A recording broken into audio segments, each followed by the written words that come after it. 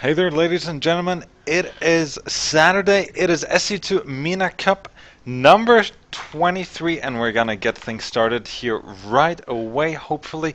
Thank you for joining us today. My name is Winners, and my co-caster, Twidno, he's going to join us in just a second. And what a fabulous tournament it is. What a fabulous weekend it is for esports, because DreamHack is on MLG Spring Arena #1 as well. And last but not least, tournaments like the SC2 MENA Cup to promote esports in the Middle East and North Africa. So we are going to get things started right away here. The brackets are up, so I'm just going to take a quick peek at them. But we should be getting started any second. Great lineup. We got about 18 players today. And let's look at this. Seraphim versus Salim. Salim is a new player, I believe. And Neil versus Sharawi. Looking at the second round, we got Jupiters versus Big Noobs, Nesquik versus Light, Reza versus Kiari, Kakoki versus Get Your Pull, Cornor, another new face against Snackhawk, and Ralphie versus Bullet. So great matches do await us, and thank you very much for tuning in. I'm gonna wait for our first invite here.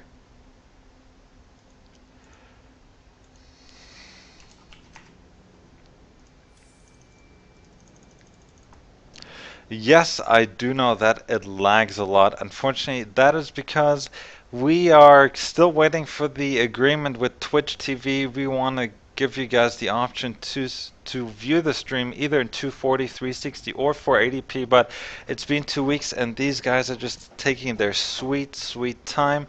Unfortunately, again, that means 720p all the way this week, and yes.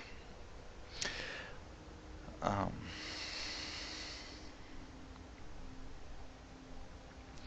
So, we could play a Bullet versus a Ralphie.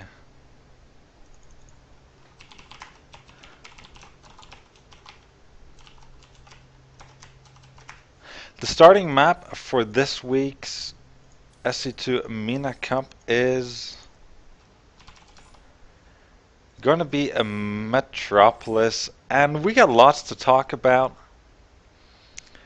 Obviously, SC2 universe, always moving, always something happening.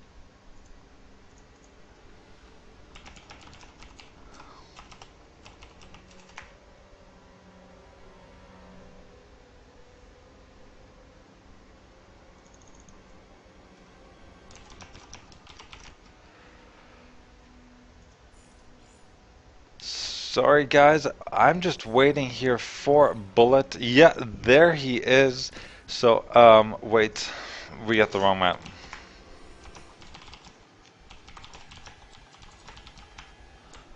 Met is it Metropolis or Metalopolis? What is the starting map? It's Metropolis. Okay, we're gonna kick it off on Metropolis. I'm just gonna put the stream on active on Team Liquid. There we go.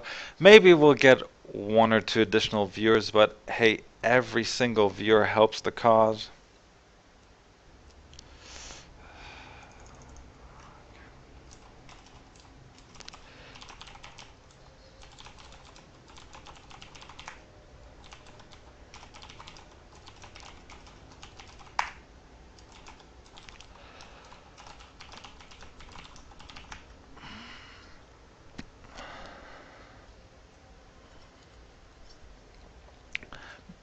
Metropolis, for those of you who have not seen the post, Blizzard has decided that they have spotted certain imbalances, certain favors in certain matchup. Therefore, they will remove this map from the ladder pool, I believe, on Tuesday.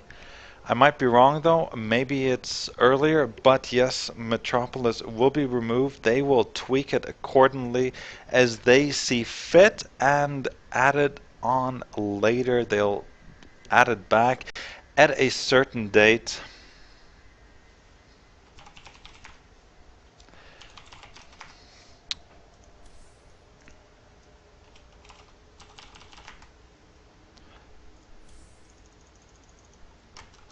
But we're gonna kick it off with a Bullet here. Bullet versus Ralphie. Bullet, the champion not only of this week but of last week and I believe the week before. So he is a force to be reckoned with. Ralphie, though, he is up in. Oh, Ralphie, believe he was High Diamond, but might even be Masters. But that doesn't matter right now. We're gonna get things started here. Metropolis is the map. It's gonna be ZV random here. Ralphie saying that he wants to improve his game, though we might have a rematch here. Excuse me, we might have to recreate or remake the map because Ralphie chose random, but we shall see.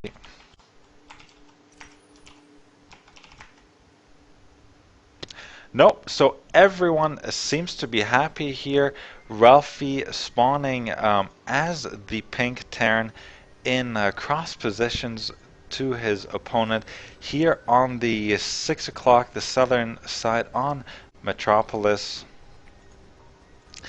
Bulletproof in the green, the usual green for him. He is going to kick it off in cross spots on the northern part of this map.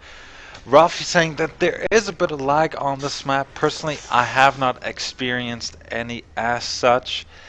Metropolis, not one of my favorite maps. I'm struggling somewhat on it. To note are these two islands here with creep. There is a ladder edition. The ladder edition has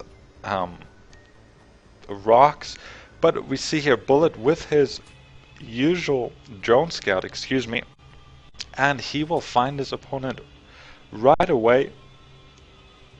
And I'll be casting the first game solo as Twitner was still on his way home, but he will join us for the second game. And nice drone harassment here with by Bullet doing a fine job, just delaying that Rax slightly and causing Ralphie to lose a bit of mining time here as one SCV does have to be pulled. No SCV scouting so far, and again here Bullet trying to harass and get rid of that SCV.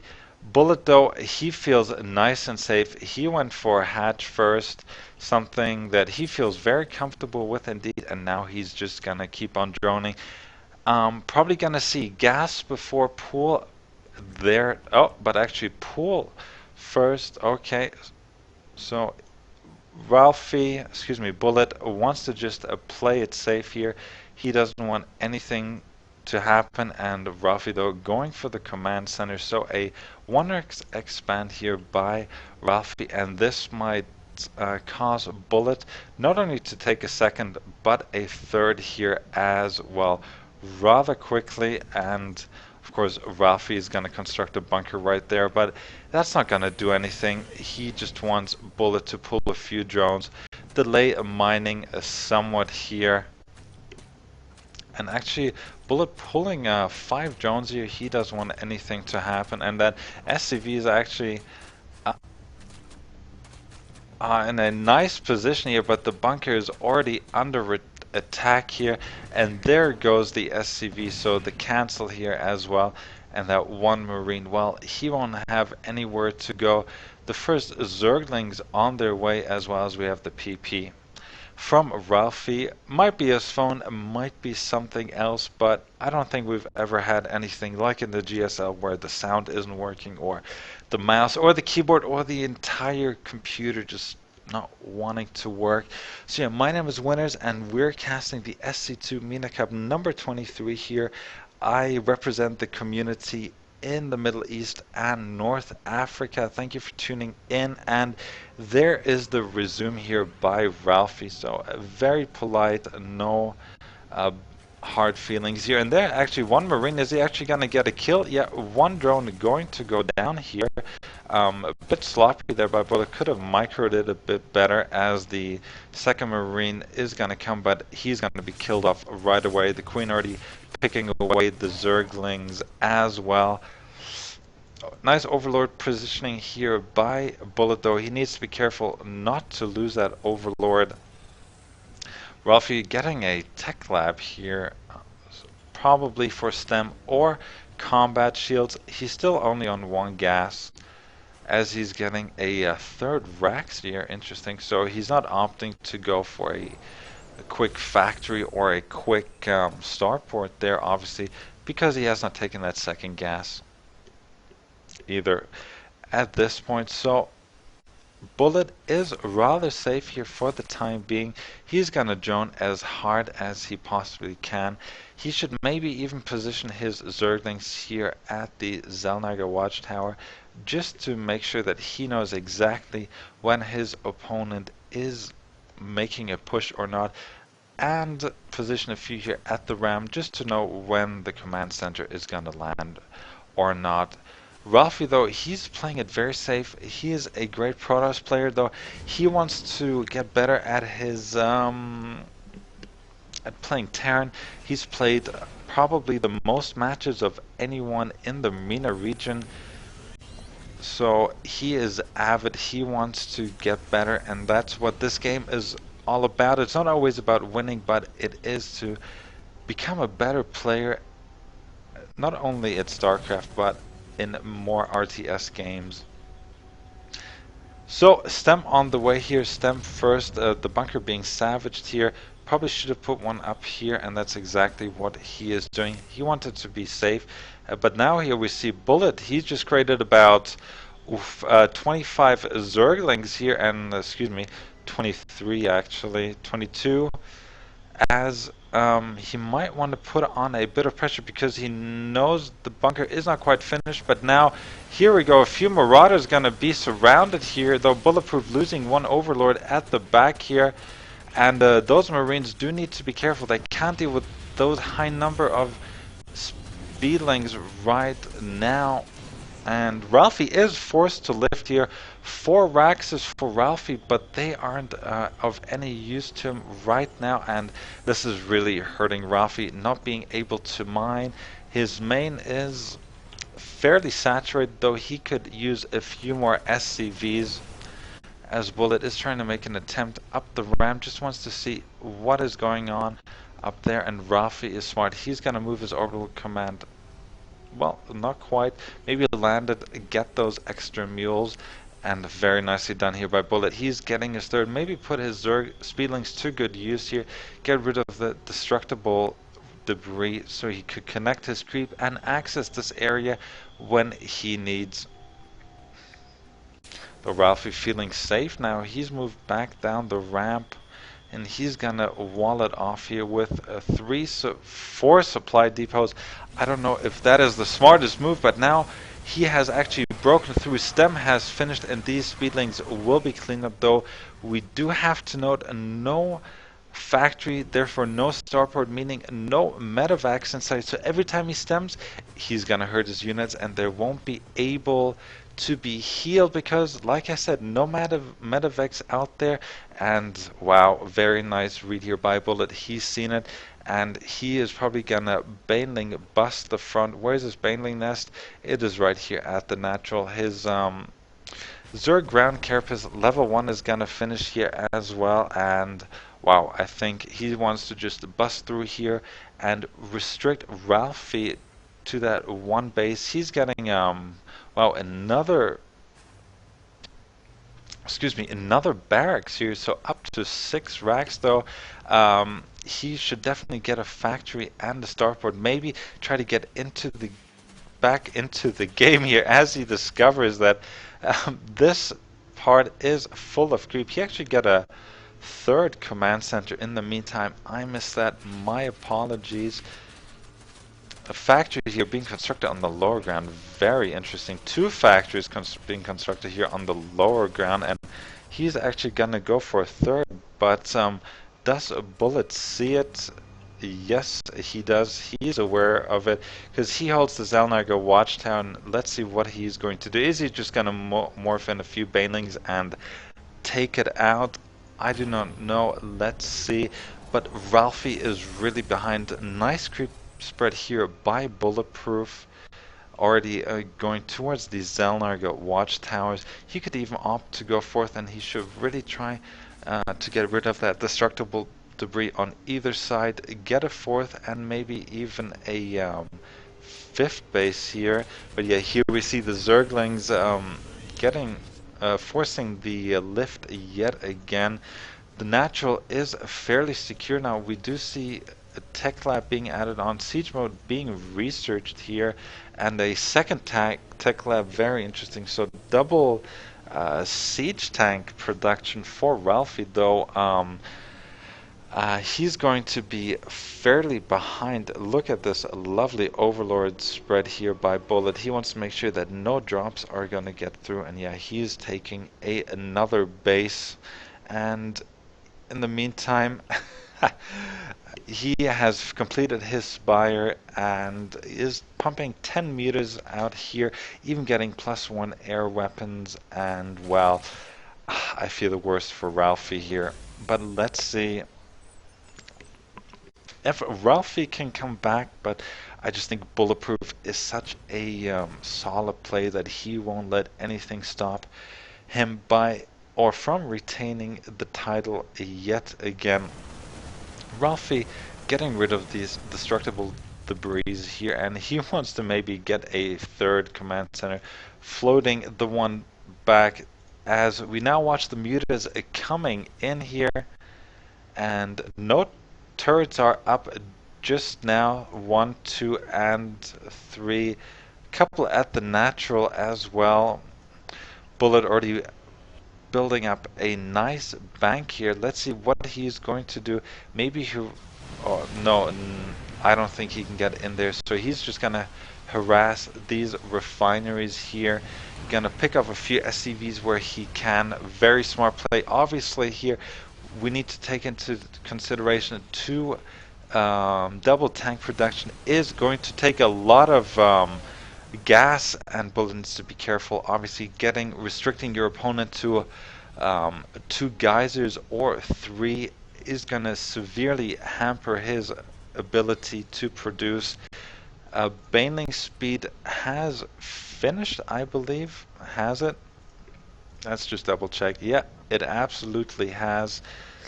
Looking at the number of siege tanks out on the map, 3, they're up in siege mode as well. A Thor out there against these mutas, and I don't think Bullet should bust the front. He should maybe restrict the third, and yeah, he knows about the scan. A lot of Zerglings are moving in now, so is he gonna go for the bust? The mutas just wanting to see no starport still.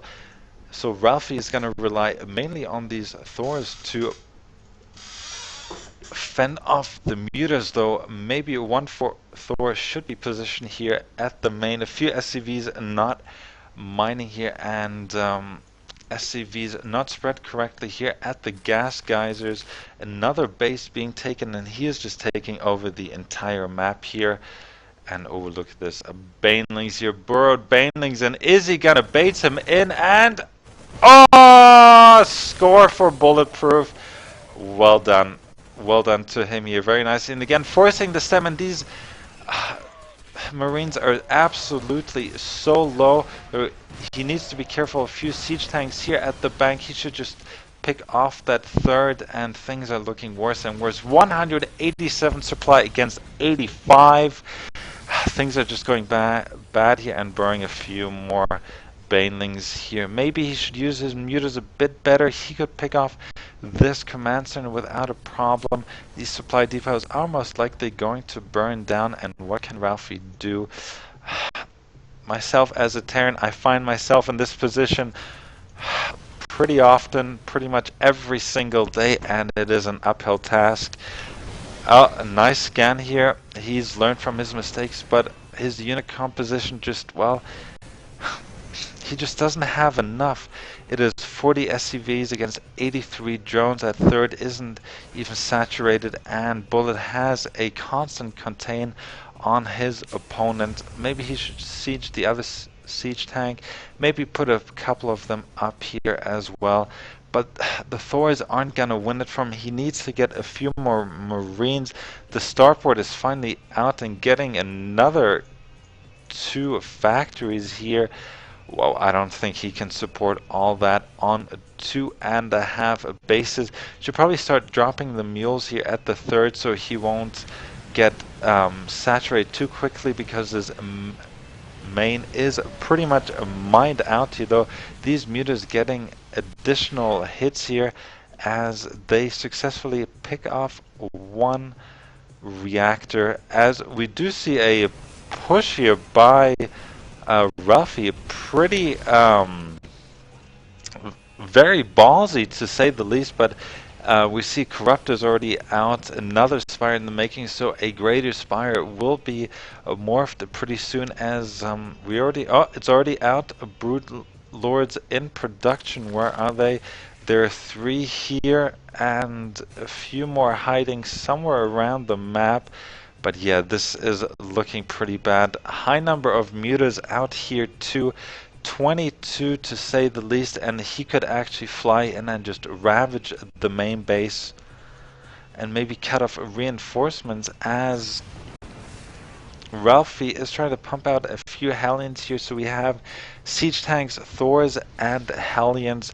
Siege tanks and Hellions are great against Zerglings. The Thors do great against mutas, and now we see mutas here picking off a siege tank.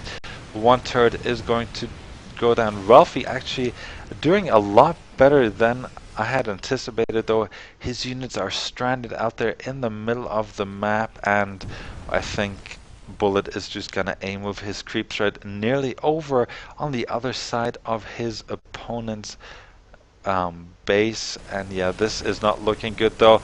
The spine crawlers are being picked off, but now look at here, the brood lords are coming in, and Ralphie must be scratching his head. What can I do? Now Baneling's even moving in here, picking away at the Thors, and I think the GG will be up pretty soon. But Bullet needs to be careful. Brood lords are not good by themselves. They need backing by pretty much any other unit except maybe themselves or Corruptors. No, we do see 1 Marine, 2 Marine trying to make it over. Maybe scouting if those bases have been taken, though we do see a little drop here at one of Bullet's bases. Should be targeting that medevac, but having such a high muta count, I don't think it'll make any difference at this point. Ralphie on 83 supply, Bullet on, well, excuse me, Bullet on 195. Ralphie now hitting the 3 digits yet again, but he is really having it thick. And no, Ralphie is lagging. Ralphie, a great player here from Lebanon. A nice stem here, and he's going to pick out 1, 2. Not being able to pick out more overlords, excuse me, more broodlords. But there's the GG, and there we have it. Bulletproof flexing his muscle, and we shall go to game number 2 here. Hopefully Twidnu is there so he can assist us, and yes, there he is.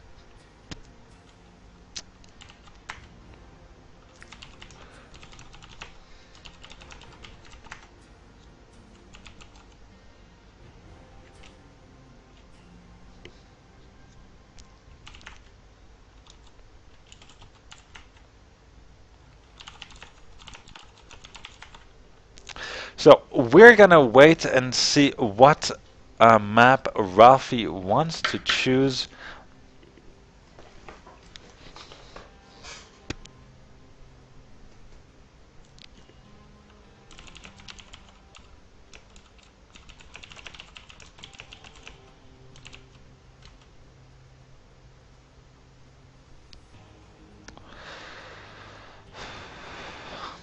So, ladies and gentlemen, I hope you're enjoying the stream. I know there is DreamHack with 25,000 viewers. There's MLG Arena there as well. So I'm just gonna fix the brackets here real quick. I need to report the scores, but Dan has not given me the rights to report the scores. What is this, Dan?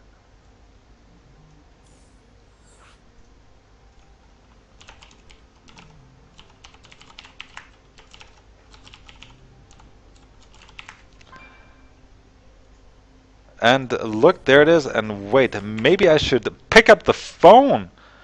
Where is Twidno? Is he on?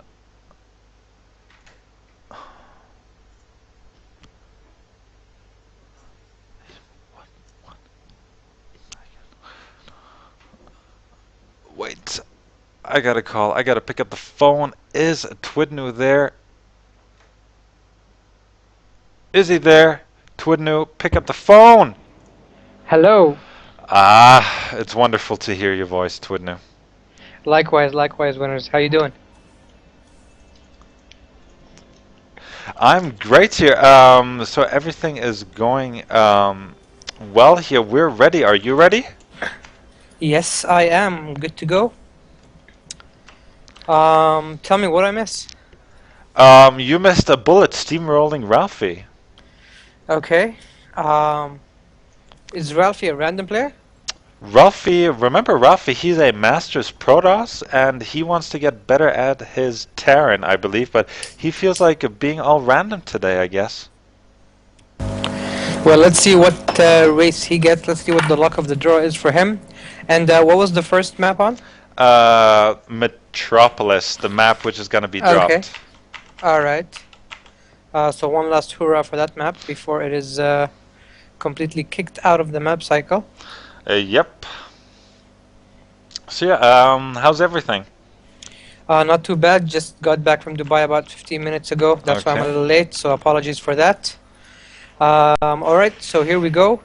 On the bottom right hand side of the map, a player actually went for random and got Protoss. I believe that's his native race. Correct. So that means that we might get a better game from him this time around. It is Ralphie as the pink Protoss, and his opponent over on the top left-hand corner. It is, well, what can I say? Probably our best player in the MENA Cups in the last few weeks, at least. It is the Green Zerg Bullet. Absolutely right. Bullet, well, he is a house name in this part of the world. I guess he's like the Thorazane, he's like the Naniwa, all those European people that know their European icons over here, Bulletproof. Well, he's arguably top 3 player in the region. Yeah, if not even the top player in the region, has been doing extremely well in the last few cups. Has been constantly doing actually well since we started these weekly cups. So definitely the man to beat at this point in the game. I mean, Ralphie, like you said, he is a Protoss master. So, you mean from what I heard from you, he was essentially streamrolled the first game. So, do you mind telling me what race he played in the first game? Terran. He wants to get better as Terran, so he played T, but he kind of went 6 racks, 4 factory and 2.5 bases, and no. Yeah, that's yeah. I can't imagine that working out very well for him. No. So yeah, it looks like he's back to being Protoss. So hopefully we'll see a much better game out of him this time around. As Bullet really has shown us time and time again that he is definitely the man to beat, winners. He absolutely is, and well, unfortunately, I don't think we'll have a lot of viewers today because, you know, DreamHack is on. There's also MLG Spring Arena, so I think, well... And don't forget, there's the La Liga Clásico today. At it's 6 Barcelona p.m., versus, I know. Yeah, it's at 10 p.m. UAE time. Yep. 6 p.m. GMT, so quite a lot of events happening at the same time here. We definitely have our work cut out for us, but we'll still do our best. We'll still present the cast. We'll still try to keep our viewers entertained, as we always do, winners. And very odd opening from Ralphie here. Have you seen anything like this before? Yeah, this is something which we've seen on the GSL, something that was developed by I think FXO Oz, and there are a few different openings to this. It I'm not sure on how it actually works out, but it's not a really. I think it's a safer version of being able to get your nexus up. Not quite as fast, but safer, but not compromising on certain elements. So I have seen it before, but I'm not sure how it all maps out. If I think there are few threads on Team Liquid about it, so definitely check that out as we see a few of I mean, the bullet. big question would be, Hmm. winners, is how does it fare compared to the previous, the old favorite, the Forge Fast Expand? I mean, do we really see, it taking over as the next big PVZ opening? I don't know. It remains to be seen. I think it's pretty much the same up to the 30 or 35 supply mark, Well, but then it. well, Mm, I mean, sorry, just to sure. correct there, I actually went for a gateway first here, gateway into Cybercore into Forge. Forge, correct. Yeah. So the build order is definitely different. So is the placing of the buildings. I mean, I'm definitely interested to see how this actually works out. As it's definitely something new, at least for me. Hmm. I haven't been as active with the metagame as you have, of course. So I'm waiting to see how Ralphie makes use of this. I mean, I do definitely realize a few changes here. Obviously, you have your gateway up a bit earlier, which is You have the Cybercore earlier as well. yeah, Cyber earlier, and the only disadvantage I see is that the Nexus is a tad bit later, so you're sacrificing a little bit of economy to come up with a safer, I think, opening. I mean, having that gateway up a little bit earlier definitely, um, you know, puts you in a position where you're less at risk than usual. So this might actually, this looks good for me at least for the time being. I'm wondering how, what Bullet's going to do about this. Yeah, so we do see still Bullet's gas steel is still active in the main of Ralphie. I'm not sure why he's not really dealing with it just yet, though. We have a large number of Zerglings, and they might trap the Stalker here, and that would be terrible. The Sentry definitely needs to get home. There's a second cannon in place, but I don't think the Stalker is going to make it, and a wonderful catch here by Bullets. Those two units are so critical at the begining. And now he's even Yes, gonna. they are, and yeah, I mean, liking this a bullet. Now he's making use of his idle Zerglings. Not only did he kill a zealot and an all-expensive stalker this early, he's now going after those back rocks, just to keep Ralphie on his toes. Now Ralphie will have to maybe drop some static defense over there, as we already see him putting down a pylon. Will most likely drop a cannon there. So yeah, he's forcing out all these unnecessary, structures out of the Protoss, less money, less resources on units, on economy, and more on static defense, which is never something you want to spend your resources on. Exactly. So, though, I do need to see. I think Ralphie's gonna stay very gateway heavy here because he hasn't taken his second gas. He hasn't even gotten rid of Bullet's geyser here. Though he has taken a second at the natural now. Though obviously, if he wants to go into Robon Colossus, he needs to get a lot of gas for that, which is crucial. Though he's already banking about 400 there, as he's going into up to 6 gateways. Is it just going to be a 6 gateway push here? It certainly looks like it from But here. Winners, why else would he be so late with all this gas? I mean, he's obviously not planning to tech, at least not in the near future, and it certainly looks like it's just a 6 gate timing, as he will most likely be pushing out with a few units here. But Bullet once again poking the oh, bottom he with needs those to be zealots. Might actually careful. catch a unit, but no, is forced to pull back here. He does have quite a healthy supply lead, 51 to 80 actually, in favor of the Zerg player, and he's up on 3 bases now. And I mean, Yeah, he's I'm getting not a macro sure what hatch. Ralphie really wants to do with this. It doesn't look like he's pushing out just yet. I mean, his window of timing might be closing very shortly, as he is warping now a few more zealots, but this is definitely not enough to do damage which he is planning to do, winners. Yeah, the Roach is already out here. He doesn't have enough stalkers. He does have a few sentries, so force fields are going to be crucial here, though. I think Ralphie, well, he's a bit supply blocked here as well as he's 66 out of 68 here, so not quite sure here. Now getting his robotics facility all a bit weird, not really making a lot of sense to me. Yeah, he kind of botched a little bit with the supply. I mean, he just started building his new pylon now. I mean, about 20 seconds supply blocked is never a good thing. I think, yeah, he probably realized that there's no way he can do damage with that and decided to go back, maybe try his luck with better tech. Yeah, absolutely. And that's what he should do. He shouldn't force it. I mean, he didn't have a probe out to hide a pylon somewhere. His pylon is going to be picked off here at the center of the map. And while Bullet, he's just, I believe he got his layer. Yeah, at the natural, he's got a macro hatch here. He's getting drones. He's getting upgrades. And maybe, again, he will just restrict Ralphie to 2 bases and then kind of whittle him down here. Yeah, I mean, he's just waiting for these 2 upgrades to complete, just a few more seconds, and I think we're going to see Bullet attack, but no winners. The thing we've been dreading, which we dread all the time, it is, of course, it is they're lagging out. Yeah, I actually talked to one of the guys from Athatak and Hussein, and he said they just got ADSL in Lebanon, like recently. ADSL, can you believe Was that? that bad? Yeah, I was shocked. He's got like a 4 MB connection, and he's like so happy about it. I mean, I remember ADSL. I had that in like 2002, maybe in Switzerland, or 2003. Even in the UAE, I mean, DSL's been here for quite a bit. I mean, we've gone way past that, of course. And please excuse my cat meowing in the background, but yeah, it looks like Ralphie's gonna lag out here, unfortunately. So. We'll see if we will have a restart or will Bullet get the win. Don't drop. So.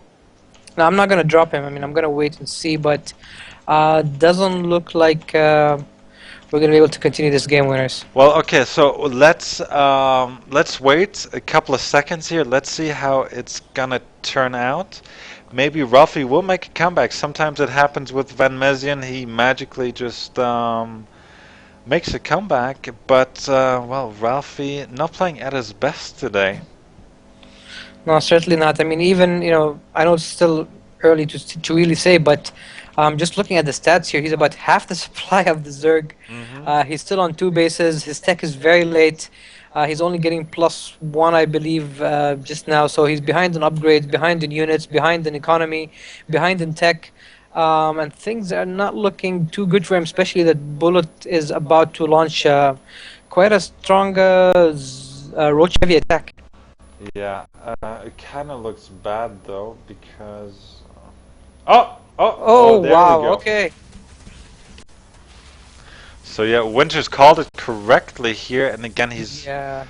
If it was only me, I would have dropped him about 2 minutes ago. So, good thing you're here to take control of this. And yeah, more and more roaches right in. There's a lot. Oh, it's going to be quite the engagement here. Yeah, force fields are going to be crucial here. Yeah, the force fields are going to be the name of the game Zealots here. should be at the front, though. Not the best place to engage as a Protoss on top of a ramp.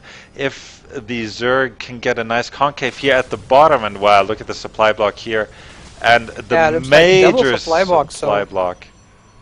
He's going to need about 3 pylons to get back on track, and as we say, this Bullet is getting a spire, so looks like we are going to see a muta switch very soon here, as he is building some static defense and researching his missile attacks level 2. Yeah, also he's taken all his 6 gases, so he can afford it. He's banking on it, and well, he's got. Oh, but now here we go. Ralphie actually moving out. There is one immortal in there. Where are the force fields? Ah, no! No, kind of. All right, not too bad. Oh, but the immortal is gonna be trapped there. Yeah, the immortal was one of the key units there. He really needed that immortal to do a lot more damage to these roaches, but as we see it now, he might be able to defend this finally because of the instant warping, but Bullet is just, you know, gaining more and more momentum, getting more of an advantage, and he can Bullet trade. Wants to, yeah, I mean, Bullet wants to change. You know, he wants to trade units. It's definitely better for him, as he does have the economic lead and the supply lead. So trading units for him, I'm sure he doesn't mind that.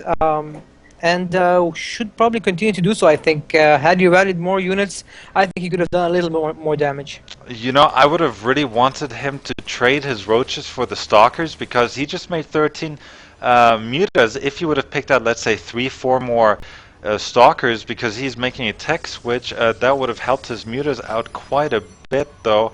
And still, the gas in Ralphie's main base here, he's down to 69 supply against 150, and things are looking pretty And wait, grim. did Ralphie just build the robotics bay within within the gas guy's visibility? I mean, did Bullet see that? I do not know, but let's see here. The mutas are flying He in. actually did. Wow, I'm not sure why Ralphie decided to build that robotics bay right next to the geyser, but anyway, the mutas here did get some damage, unfortunately. But with those roaches and a few zerglings, I think Bullet's definitely gonna do more damage than Ralphie would like. Yeah, so nice, nice harassment here, going for the cybernetics core. Now the roaches and zerglings in position at the third tier, but cannons are there, and Ralphie, he's just hanging on, but he's getting a preemptive second cyber core here. Well, I actually like that. You know, better safe than sorry. But now we have the roaches and the zerglings moving in towards that Protoss third, and winners. I don't think Ralphie has enough here to defend as the mutas now come in and join the fray. Zealots, of course, probably not the best choice here, as the mutas will be able to take care of them. All the cannons have been taken down, and now the mutas have free reign over that nexus. And winner 66 supply to 190 for the Zerg player. Things not looking good at all for a Protoss player. No, absolutely not, and I think Ralphie is gonna GG in a short while here. I mean, he is down to 2 bases again. His main is, well, it's nearly mined out, though he still has a lot at his natural, but that's just not gonna help him. The cybernetic core is gonna go down here now. There it is, and now these mutas can actually engage these 2 stalkers there. I don't know why they're not doing so. And actually, 2 robos there. I missed that. Oh, you missed the 2 robos, alright, Yeah, but they are powered down now. But another thing to note is that Ralphie actually has one of his guest simulators in the main not being mined from at all, and one of them in the natural with only 1 probe mining, so he's definitely gas starved, and I'm sure he probably realized that. I'm not sure why he didn't look back to see, just to make sure that all his gas is being mined. Kind of, you know, it's like a little, you know, some mistakes here and there, which ideally wouldn't anticipate from a Masters level player. I think he's just having a bad day, winners. Yeah, I think so too. Maybe he hasn't been, because he wants to play Terran, maybe he hasn't been keeping up with his Protoss, though I would expect him to have his mechanics down at least to a reasonable level, as we see the second Spire here, another base. That's a lot of mutas, winners. That's about Yeah. 2.5 control groups full of mutas, and No blink. no blink, no amount of And there's stalkers the will able to GG. handle this, and I would go as far as saying that Bulletproof probably streamrolled him again. Yeah. Ralphie kind of not showing us his best there, but like you said, he is trying to, you know, to learn other races, which is always a good thing. You do need to know how other races works, the mechanics, so that you can probably do better against them. Yeah. So yeah, we're gonna see. Big shout out to Get Your Pull. He's a new member from the Algerian community, and he's trying his hand at the MENA Cup for the first time. So now we are invited into another wonderful game here: Dan Cake versus Seraphim. Oh wow, this should be a good one. Yeah. So I'm just gonna maybe do a bit of score reporting there for a second. The Bullet versus Ralphie, that was a quick 2-0 to say the least. Jupiter's versus Big Noobs. Is Big Noobs there? I don't think so. Let me have a quick look. I did read a bit earlier from one of the guys saying that Big Noobs actually is a no-show. So yeah, he's not there in the chat. So I'm assuming he's a no-show. And who's supposed to play against him? Whoever it is gets a walk over to the next round. Yeah, Jupiter's.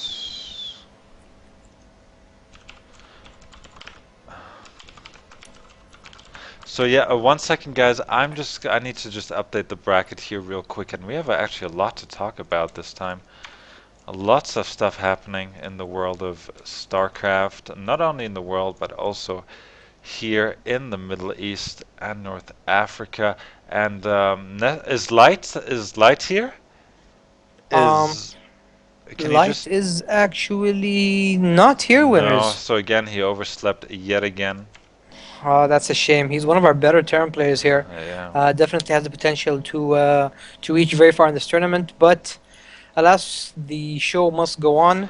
Yeah. And So I'm the just guys are gonna. just making sure you're ready. Are you ready for our next No, game? one second. Not yet. All right. Oh, thanks for starting, but that's okay.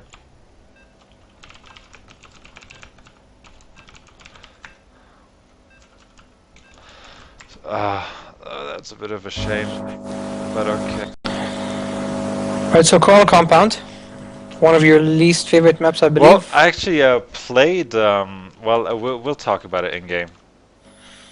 Okay. So just both players are ready now. We should be starting any second. Yep. Over on the Well, top right hand. Sorry. yeah. It's sorry. All Yep. right. Over on the top right hand side, spawning as the red Protoss, it is Seraphim, and his opponent, who's leading the series 1-0, one of the best players in the MENA region. It is Dan from Lebanon, spawning as the yellow Terran. Yep. Absolutely correct here. So Seraphim, he is a diamond player. He resides here in the UAE. No, he doesn't live too far from me. Dan Cake, obviously, he's the Mac warrior from Lebanon, a previous champion, and arguably the best Terran. But lately, his results, well, they haven't been the best, unfortunately. But I'm sure he does want to maybe, you know, step it up a bit, and he I think wants. it's time he changes equipment. Maybe an external keyboard. Yeah. Yeah, that would go a long way. Um, any case, PVT, a very interesting matchup recently. We've seen a lot of changes Yep. in the series. We've seen the Protoss make somehow kind of a comeback. In the last few months, it has been Terran dominating this matchup. And Protoss actually been suffering quite a bit. I mean, the last few months, things have been changing a little bit as the Protoss players are adapting to new Zerg and Terran styles. In any case, Dan, of course, has shown us time and time again that he is very good in this matchup. He even off races as Protoss sometimes himself, which is why he understands the matchup very well, understands the weaknesses of his Protoss opponents. Seraphim, I mean, let's be honest here. This matchup, probably Dan is the favorite, but Seraphim has shown us that he is a capable player, and I'm looking to see if he can do something in this matchup. I mean, he's down 0-1, so he probably knows that he's on the ropes. Probably can try something, something new, something that can surprise us, which can catch his opponent off guard. Yeah, well, there is a new build out there. I don't know if you're familiar with it. Probably not, but go ahead. It's the command center into 6 racks against Protoss. And how well has that been working out? Very well, actually. This has worked on the Korean ladder, especially against grandmasters as well. All right, is it a gasless build? Yeah, no gas until like 50 or something. Oh wow, okay, so it's you're dependent on pure Marines Yeah, for because quite a bit, and Marines are good units winners. yeah, absolutely. Though you need to be careful. There's a very specific build order to it. At some points you can make SCVs, but you do need to make Marines, though. But it is out there. Day9 talks about it, so check the archive. Last Shadow is the player who came up with it, and it's actually very efficient. And I think I actually need to learn the build because Protosses have been killing me on ladder.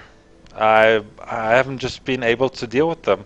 I mean, I try to harass, I try to do the drop play, but then they warp in some stuff, they walk across their colossi, and then they just storm some stuff, and then it's GG. Well, that's unfortunate. You probably, against Templar play, Ghosts, of course, are the key units. So you probably need to work a little bit on your Ghost play. Knowing how to hotkey them, probably knowing when to use them. In any case, looks like Dan is actually not going for that build. He is building 2 more racks and taking both his gas geysers. So we'll most likely see him transition into Marauder very soon, as we see Seraphim still on 1 gate actually.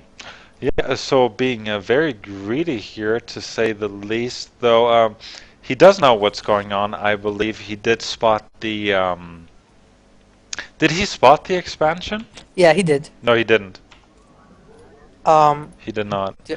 okay, I'm sorry. It was Dan who spotted Seraphim's Hmm. expansion. Sorry, that's what I meant. Yeah. Yeah, as you noted, Seraphim actually doesn't know that Dan will expand it, so this is actually extremely risky by him. I mean, he probably went under the assumption that that's what Dan was doing because he didn't take any gas geysers, but still, Dan could have probably, played out a bluff and tried to do something with it, but in any case, both players have expanded now. Both players working on their economies, slowly starting to build more tech structures as we see 3 more gates going down for our Protoss player. Stim being researched for the Terran player, as well as Marauder production beginning here. And probably some downtime until we see what strategies our players decide to go for. Yeah, absolutely correct here, though. Seraphim has taken all his gases now. A little gateway explosion. He's up to 5 gates.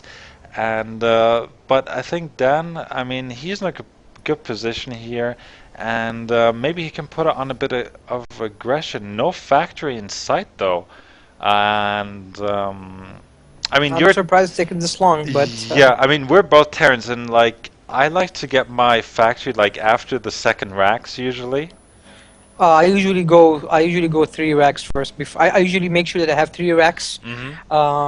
up and running before I build my factory. But 2 racks into factory works also.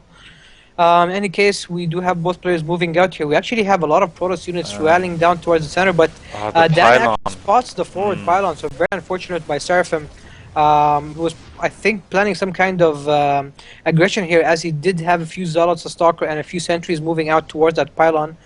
But alas, the attack has been foiled, and Dan is now slowly looking around, checking for any hidden pylons here and there, as a lot of Protoss players love to throw down pylons all over the place. And behind all this, he is getting the upgrades, but now we see a Twilight Council for our Protoss player. So, what do you think is going to come out of this? Well, at this level, I would probably opt for Blink, most Okay. likely, or maybe Charge. Charge is very important in this matchup. But let's see. Maybe even Templar Tech. He's definitely no, but now we see a Robo. So, So well, never maybe that mind. Robo is only for an observer. Maybe So then Blink would be the correct path from there on. Blink, or possibly even, like you said, maybe going into Templar play.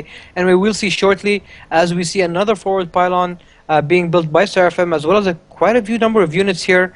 So he's probably planning some aggression, but with the bunker there and all this Marines and Marauders, I think Dan's going to be more than ready. Yeah, so Dan just starting his combat shield a bit late, though his +1 has already been completing a large number of sentries here, 11 to be exact, and they can pretty much force field everything all day long, but a large number of marauders. He wants to make sure the SCVs can't prepare that bunker. And Oh, nice force fields very here. nice by force fields. The Minimize bunker is gonna go damage down. done by Marauders. But he doesn't have enough firepower, I don't think. I mean, the sentries shouldn't tank, and here we go, the stem forward, and he's going to lose all the sentries, all the stalkers, and oh my god, the warpin is a bit late, and oh, terrible trade here for Seraphim. He's going to lose all these stalkers here as well. Yeah, I mean You should Terran, pull back. Terran Marine Marauders, and now the Medivacs are out as well, just to add insult to injury. And yeah, these stalkers will be pushed back. That forward pylon will be taken out. And Seraphim, man, he's definitely behind now. 58 supply, 280 compared to his Terran opponent. And Dan now is building a few more racks, and his production is going to explode, as I probably predict he'll be looking to probably start building his 3rd command center. Yeah, I think he should just sit back, get another base, maybe even go for a hidden base somewhere, you know? Maybe I don't even think he needs a hidden base, to be honest, Winters. He's just so much in the lead here, and he knows it. So he might even, I mean, judging from what I'm seeing now, might actually be going for the kill, as it's actually Seraphim who's going for a 3rd base. More riskier play, a riskier play once again by him. And Winters, we see Medivacs headed towards the Protoss base, and there's actually nothing there to defend against this. No. So this has the potential to do a lot of damage. The pylon will see it, and now the forces will be drawn from the front, leaving the door wide open for Dan if he so chooses to. There is an Immortal though, so Marauders do need to be careful, but a nice pick up there. And now, see, this is what I mean. Dan is just gonna stem in, and he's gonna lol. Yeah, one Immortal Day won't be enough to really stop this. No. And Dan, man, he's just playing this right, abusing his damage, abusing the turn mobility, and slowly. And there's a drop again now here at the back. Exactly, this was the plan. He wanted to lure the army right back to the front to defend against that first attack, and now going back with the drop, we'll be able to take down a few units, even stopping mining completely at that main. And here again at the natural. Yeah, back and forth here by Dan, just stopping the, making sure the robotics ability is unpowered. And look, now he's going back once again with the drop, keeping Seraphim on his toes. But the Seraphim probably has no chance to do anything, as he's not even mining from the third base. All his multitasking is being put to the test here just to defend Dan's continuous ray of attacks. Yeah, so units rallying across. Dan's third is just about complete. He's actually thinking about a fourth now. Though, funny enough, the third hasn't been spotted here by him just yet. I probably didn't think that Seraphim would be that bold as to get a third after that botched attack. Yeah, but the drop is back, and one gateway is down. Yeah, and at the same time, he's moving his units to the front. But Seraphim probably figured out what Dan's trying to do here, and sent only a few of his zealots to try and defend against the drop. But the turn now is on 2-2, is on 2-1 and going for 2-2, whereas the Protoss is still without any upgrades and not in the making. So things looking really terrible for a Protoss player as the drop once again returns, does a little more damage, and just prompts him to do the attack in the front. Marines and Marauders, Tim taking out all the zealots. Nice force fields though. Now really they're stopping the zealots from being able to do any damage, and now I think this is the kill blow for the Templar winners. I'm not sure Seraphim can do anything against this, and even if he defends, he'll just be so far behind that the Terran player can possibly just continue with his barrages of attackers, and Dan's actually not using his units, which are wedded to the back. If he sends them in, he has the opportunity to probably just finish the game right here and then. Yeah, so he's gonna take out more probes, and I think Seraphim is gonna GG in a couple of moments here. I mean, he's down about 2/3 of supply, though the third, well, he should have been producing probes there he should have been producing them a bit earlier, maybe to get him, give him a slight chance to make it back. But just look at all of that. That's just sitting there. The fourth base is ready, and Seraphim being very modest. Well, his multitasking was put to the test. He wasn't able to use that third base for quite a bit because he was too busy defending the drops. And actually, Dan now sees that third, and that third will be history. Dan probably kicking himself for not checking a little bit earlier. But once again, winners, who would have thought that Seraphim would take a third after that botched attack? Yeah, maybe he should even... I would have put it somewhere a bit, one base over to the left, if you know what I mean. Put it back there, then Dan, I don't think he would have spotted it at all.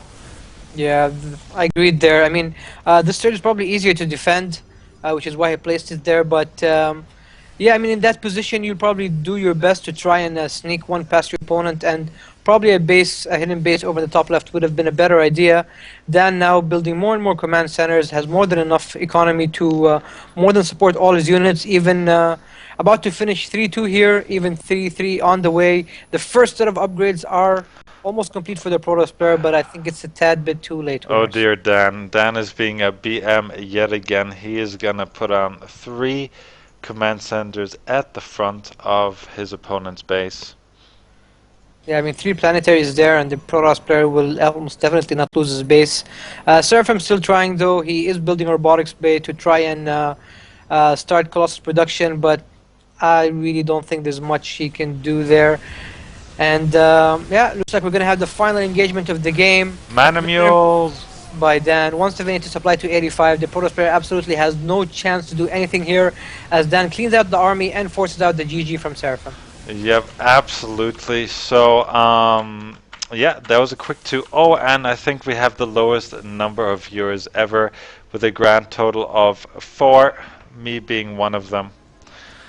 Oh dear. Thank you very much for Neil, though. He's being a great support.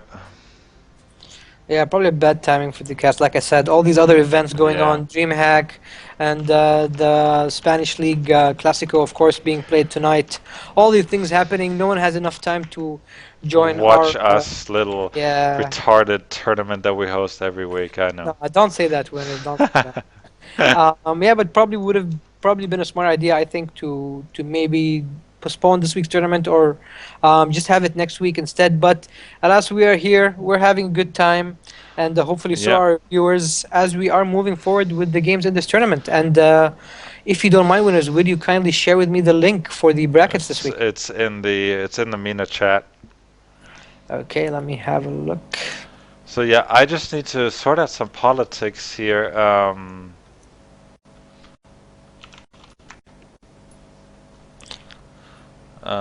Nesquik versus Reza. All right. We need. All right, Dan, I just got an invite, so I I'm not know. sure what. Yeah, just invite. Yeah, yeah, accept. That's correct. All right, so Jupiter's. Yeah. Is that a new Hello. player? Is that someone with No, a he's different been alias? around. He's All been right, around for a while. Uh, all right. He's a platinum level player. yep.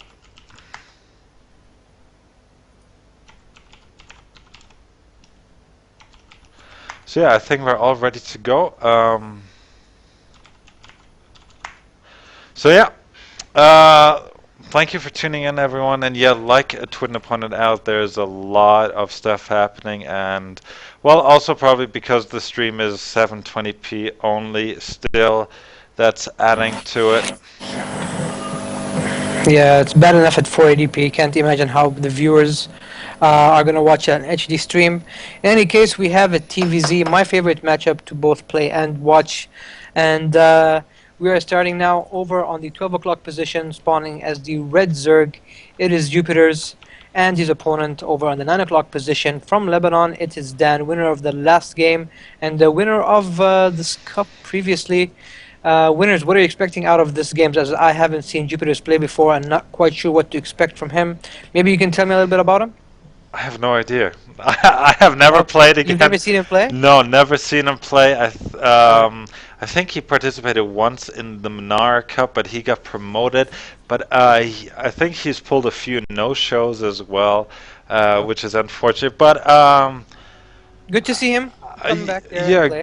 good to see him indeed. Though I think Dan is gonna run circles around him. I mean, Seraphim, he is a diamond, high diamond, and we saw what Dan did to him. Jupiter is no disrespect to him, but he will have his hands full.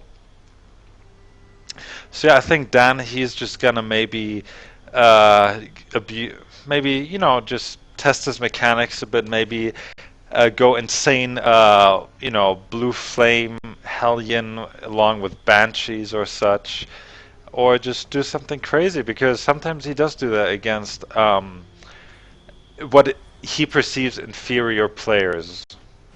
All right. Okay, well, let's see what he does here. He is build. It looks like, yeah, we do see our first set of shenanigans here as he is building a forward Drax.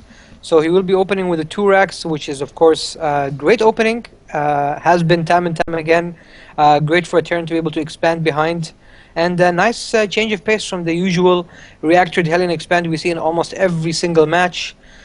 Um, Jupiter, of course, has no idea this is coming. He did go. Was it a hatch first?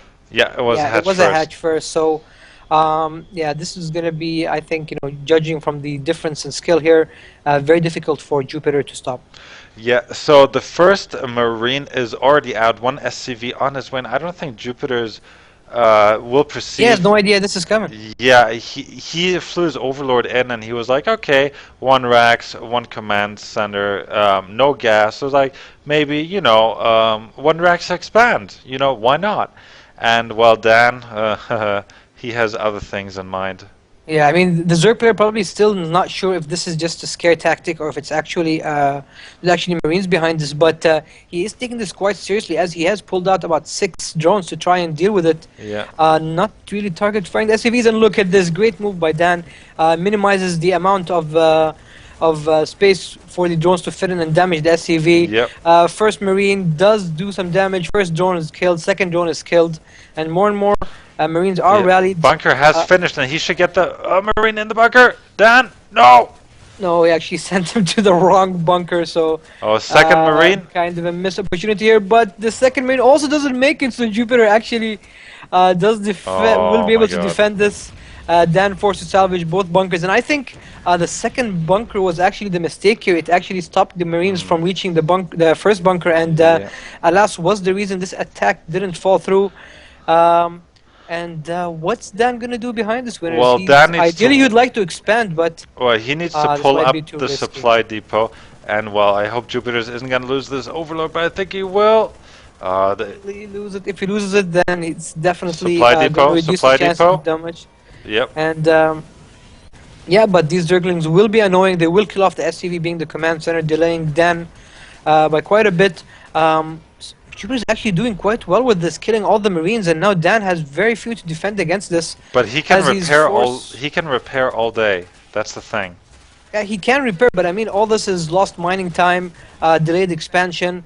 Don't forget, the Zerg's already on 2 bases, and he's just started mining off his second base. So somehow the botched bunker rush is now, Jupiter is going to try and maybe take a significant lead behind this. Well, Dan, also, we want to point out that he has a second Rax out in the middle of the map. And while Jupiter's, he should get the Zellnager watcher, and he should get vision of it right now, and yes. So he's going to pick off these 3 Marines, no problem. And actually, Dan doing a wise thing, he's sending them home right away. So Dan, he should at least lift, and well, just before the the barracks starts burning, he pulls it away. And Jupiter's, he should have gone for a quick third here. Yeah, I definitely agree.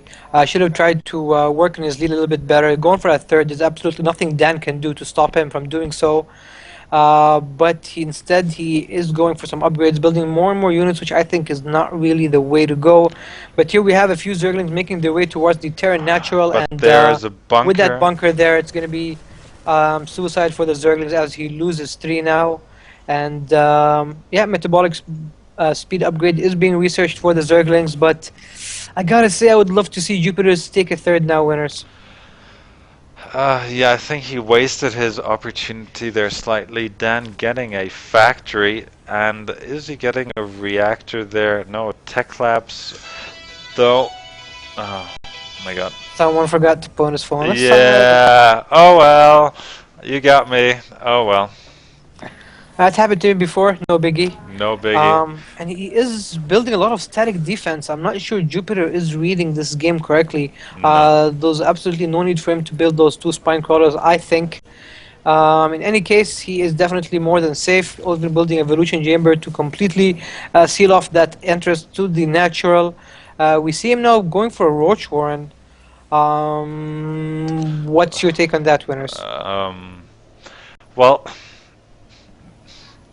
they will be useful at some point, but right now I don't think they're the right decision, because Jupiter needs to make the assumption, okay, he is Dan has to turtle for a while. He knows Dan has made a mistake, so what is the Terran gonna do? He's probably gonna get siege tech. I mean, in any TVZ you will get a factory, you will get siege tanks, because you need to defend against banelings, you need to defend against Zergling run-bys and such, and roaches walking into siege tank fire, well, they ain't gonna do nothing, to say the least. Backed up by Marines and STEM and God knows what.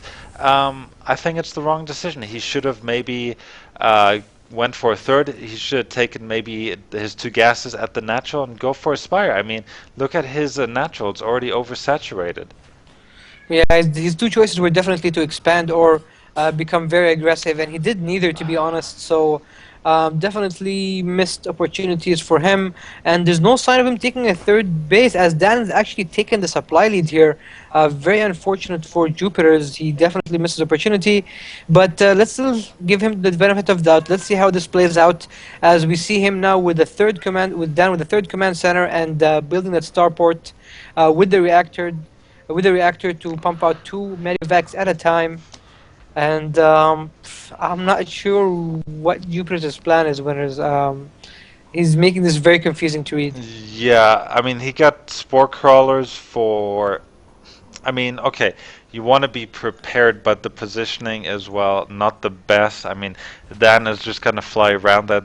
That spore crawler isn't gonna do anything, to say the least. So, well, Jupiter's, well, he's trying, and we don't want to. But from what we've seen, because the two of us, we watch a lot of games. We watch, the GSL, we watch NASL, we watch some of the ESL stuff, random cups. Yeah, I mean, all these things we say. I mean, we're not saying this to put Jupiter's down or Yeah. anything. We're doing this so that maybe he could be, tuning in. Maybe he'll watch the VODs later and try to understand what he could do better and maybe improve upon them. So yeah, please don't take this the wrong way. It is all for the favor of improving the economy, the economy. No, Definitely. the not the economy, or maybe improving his economy, but no, improving the gameplay, their styles, and give them a better perspective on how they can improve. And winners, will you kindly take over for just a minute? Of course, any day, any time. So Jupiter's here. He's getting his third, a bit delayed. I feel instead of wasting the Zerglings right here, the Speedlings, taking down that destructible debris, he should have done it at his own base to spread the creep, which he isn't doing as well as he should. Burrowed roaches though, so maybe he's gonna go in for a bit of a sneaky play. As we do have a nice wall in here, though it's very vulnerable to siege tank fire, to say the least. And yet, Dan, he cleaned up both Zalaga watchtowers. He wants vision. He's getting his third right now behind this little push. And well, he wants to just maybe deny mining from the third and restrict the Zerg to 2 bases, because we all know that Zergs need to have at least one more base over, especially Terrans. And now that Jupiter sees this, he knows that he's in a bit of trouble. He actually has burrow movement, so very nicely. So maybe he's actually gonna surprise him. Maybe you should definitely go for a little flank here, but let's see how he's gonna do it. Siege tank's not in siege mode though. Okay, here we go. This shall be one interesting engagement if Dan can be caught off guard. Oh no, he actually scans and gets it. Now the attack will be foiled, and now the roaches pop up and right in the line of siege fight. The banelings shouldn't go for the tanks, they should go for the marines here. It'll be cleaned up, though the tanks are gonna go. Oh, nice pickup here by Dan. Is he gonna get another tank? Yeah, he's picked everything up, and oh wow, nicely done here by Dan. If he would have missed that, it would have been costly. No mutas out on the field. Okay, I guess this is a macro hatch squared, so 2 macro hatches. He needs it, and now, well, he's going for a little push here at the front, though I don't think it's going to work. Maybe deny some. Oh no, even Dan getting the turrets here for vision. So Dan is going to be preparing. Jupiter's should really turn back. The preemptive scan, he knows, he sees it coming, and oh dear, this isn't going to go well. Jupiter is most likely going to lose all of this supply, and then he is going to be in such trouble. And like, here's the scan yet again. He's going to move his units into position. There are siege tanks here on the high ground. That is a lot of splash damage, and yes, that's exactly what I was talking about. Jupiter's is going to lose a lot of this, and he's trying to reclaim his third. Another scan here. The siege tanks firing as well. Oh dear, Jupiter is down to 86 supply against Dan. Dan's actually getting a fourth here, and he is just playing his standard game. And what can Jupiter's do from here? He's getting a very late Spire here, just at the 18-minute mark. His main is pretty much mined out. His third hasn't even hatched yet. The destructible debris is still there, and well, it is tough. He's facing an uphill battle. His upgrades are okay, but the trouble is he is down 2 bases right now. His third just finished. He is mining. Dan Cake, his opponent, he's morphing in an orbital, a planetary here. Mules galore. Looking at the income, it is just about 2 grand to just over 1K. So just about 100% income. Sorry, winners. I'm back. Scared Sorry, me I there. had You to take. scared me. That's the plan. Sorry, Sorry, guys. I had to take this really, really important phone call. So apologies on that. I was waiting on it for quite a few hours, so it finally came now, and I had to take it. But I was watching, and I actually saw that Jupiter's defended that attack by Dan really well. Was able to kill off a lot of Dan's units. So props to him. And now, I'm not quite sure about the choice of Hydralisks, but Yeah. yeah, I mean, not enough. You know, if you go for Hydras, you need about about 2 more supply of what your Hydras are in Roaches to be able to tank damage and support your Hydras. But Hydras on their own do not do so well, especially that they're slow and have very low HP. And now we're going to see exactly why.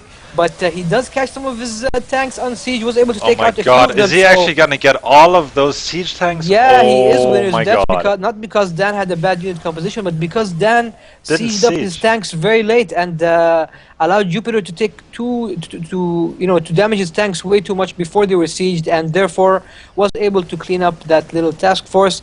But Dan now with a double drop here on the right-hand side of the map, stemming a lot of his Marines, going for that third. And Dan's at 4 bases now, winners. And if he's able to stop mining at the Zerg third, then it's going to be definitely a big mountain for Jupiter to try and climb back. Look at those drones! And oh wow, Where's the scan? one scan by Dan. Yeah, he does scan, but he's going for the hatchery first, as he should. And now the Zerg player is back on 2 bases, and yeah, I mean, he did a few nice things there, especially with that previous engagement, but he's too far behind now. There's very little he can do. Probably his only choice, winners, I think, is a counterattack, to be honest. Well, counter with what though? He has 13 Hydras and 18 Roaches, and But he has no other choice, winners. Yeah, He he has- can't possibly get back into this game economy-wise. He is going for Hive Tech now, but he doesn't have the economy to support it, so it's very difficult for him. I think he just tried his luck with one last push, and you never know. I mean, he definitely won that last engagement, even though he shouldn't have. So let's see what he can do here. So yeah, again here now, Infestor, Queens, sorry. Queens, Oh, back. That's a lot of Marines, winners, and Dan this time. Oh, here we go, but there's the stem. Hydras do. There's no more banelings in the unit composition, so there's No. nothing which can really deal with those Marines efficiently. And now all the Hydras go down, all the Roaches go down, 95 to supply, 250, 4 bases or 5 bases to only 2. And yeah, this is definitely lights out for the Zerg player, where there's not much to say. Yeah, exactly. The siege tanks are gonna move here into position. They're gonna bombard the high ground and the low ground. Nice little drop here. So he's gonna attack not just one position but 2 here. And here Zerg is forced to split his units which he actually cannot afford to split, only producing Zerglings at this point, and well, it's not going to be enough, but though he's definitely going to clean this little attack up here. Yeah, I'm surprised Dan didn't rally more units up there. He definitely could have done and probably even closed out the game, but decided to rally his units just outside his natural, and it's a lot of command centers, winners. That's a lot of command centers. A lot of indeed. mules. A lot of mules. So Dan just flexing his muscle here yet again. It looks like we're going to have a Baneling bust at the 25-minute mark. It looks like he's gonna try to at least. Oh! Borrowed Baneling and no. Nah, no ways. Dan actually sold on Oh. borrow, so kind of unfortunate there for Jupiter's. I like the idea though, but the application wasn't so good. He is now mining once again from his third base, but again it's oversaturated. Should have probably went for maybe a fourth to try and a little bit earlier to try and move out some of those drones to other positions, but probably too late to even try that. As now Dan does spot the fourth base in the making, forces the cancel, and I think this might be the last attack of the game. Yeah, I mean, I think he has more drones than Zerglings, and yes, that's exactly the case. And, well, Jupiter's, I think he should just GG. Oh, and there was actually a missed opportunity for Jupiter to detonate that borrowed Baneling there. Could have taken out quite a few Marines. Unfortunately, he missed that, but not that it would have made much of a difference. There's practically a medivac for each Marine here. He can stim on and on forever. And once this third base is taken out, then the Zerg will essentially be mining absolutely nothing. Yeah. Do you know that video, the stim video? I do remember seeing something like that, but that was quite a while ago. But it's funny though. It's real funny indeed. So yeah, GG though from Jupiter's. GG indeed, and we will be waiting on to see what the second map will be. Of course, Jupiter will be the one to choose it. Can you update us on any other scores on and about the MENA Cup winners? I will try. Let me refresh. Oh, for some reason, Bullet got a walk over from Cornor, although Cornor was there. And Nesquik should be playing Reza, and Sharawi should be playing Pull, but I'm just A gonna lot of shoulds there winners, but what's really happening? Yeah, so I'm just gonna double check.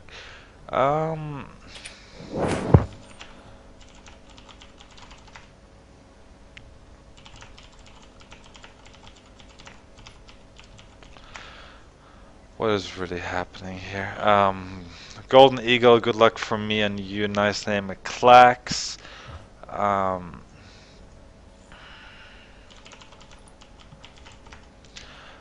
just making sure everyone is playing. Where's Sharawi? Sharawi is playing.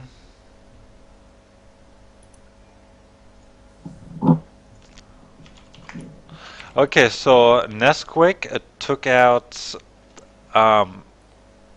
Never mind.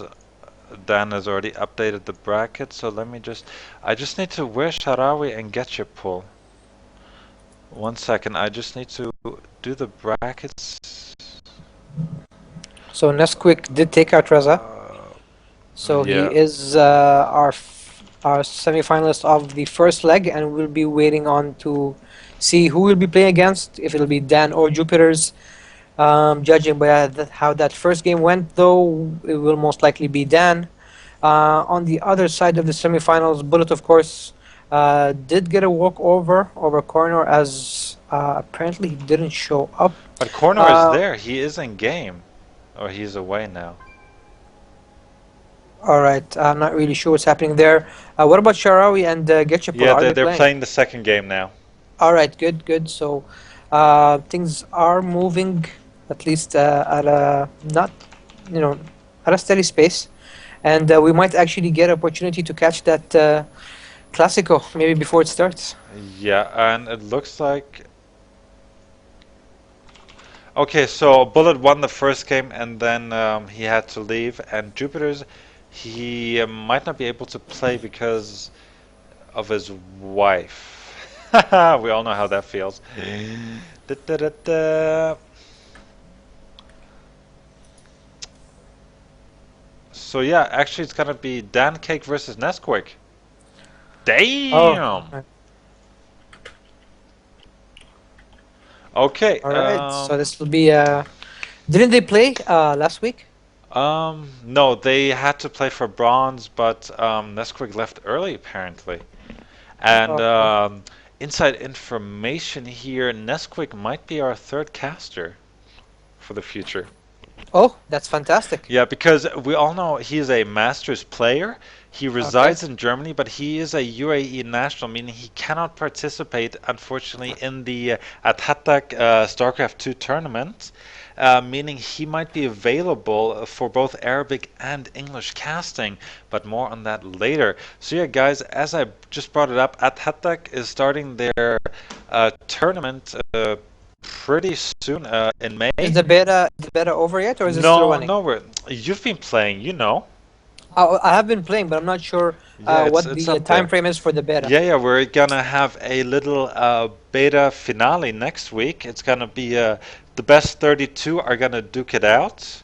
Um, and doesn't matter in what division they are, we kind of place them so maybe silver plays with gold and so on, and plat with diamonds. So we kind of have a little mix there. So yeah, unfortunately, I guess the two of us won't play, but yeah, it's gonna happen. Well, we do have a third caster now, winner, so maybe we can sneak in a few games here and there. Uh-huh. Anyway, we'll look more into it as we have the Sneaky, countdown sneaky. just finishing. Come on, what we want. I'm sure some of our viewers would love to see us Oh yeah. show how terrible we are. Uh-huh. And then they're probably thinking, these guys are all talk. They can criticize everyone, but they probably can't play. So here we go. Welcome back, everyone, to the StarCraft 2 Weekly MENA Cup 23rd edition, of course, brought to you by Twidno and winners.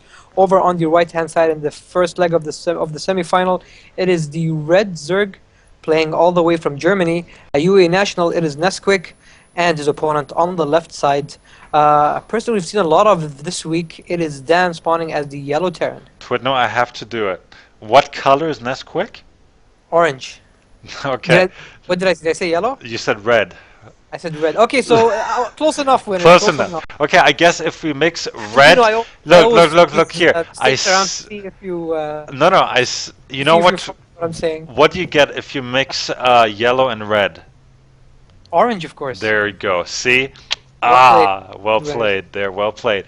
So yeah, And you know, those mistakes which I do are intentional, of course. I mean, I want to see if you are paying attention, yeah. and you always are paying attention. Winner. Always. Unfortunately for me. In any case, both players, of course, have shown us time and time again that they are some of the best in the region.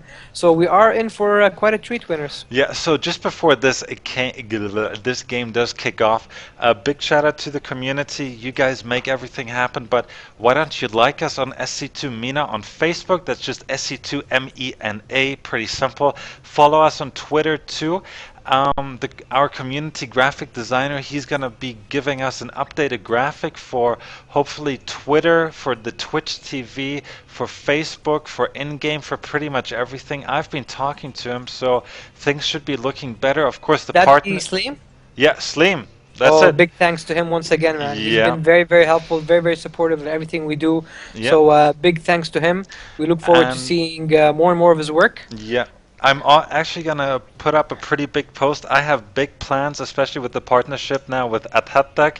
I think StarCraft will get bigger in the region, so I'm maybe looking for a few coders and website designers, as I might be thinking that it's time for SC2 MENA to have a website.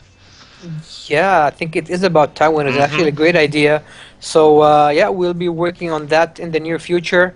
And as we mentioned earlier, please check out at haddak.com's beta currently running. They are planning big things for StarCraft 2 in the region. That's so right. please join the beta, help them out, let them sort out, iron out all these bugs or anything which they might be facing. So please help them out, help us out, and help StarCraft 2 become bigger and bigger in this part of the world. Yeah, so interesting gas steal here by Nesquik, actually at the Natural. I haven't seen that. Have you? I'm not really sure what the purpose of that was. Vision? Vision. I mean, he already saw that the expansion was going up, so not quite sure what he was hoping to see other than that. In any case, he himself does have expansion up. He is already mining off that expansion, getting his first gas extractor now on the main, and will most likely be using that first 100 gas to research the speed upgrade for his Zerglings. In the meantime, as we did mention earlier, Dan is dropping down his command center, is walling in the front to keep himself nice and safe, and he has taken his first gas geyser, so we'll probably be looking to drop down that factory fairly soon. So here, nice split here. Both Zellnaga watchtowers being controlled by, excuse me, Nesquik? by Nesquik, yeah. And but the SCV of Dan Cake He just strolls right in, Who that queen? Who? Whatevs. But yeah, I think he's facing doom just about now in his little SCV suit. Yeah, that queen is angry, out for blood, does take out the SCV, and quickly back to the hatchery to spit that larva out and improve the Zerg production. One spine crawler being built for Nesquik just to make sure he is nice and safe.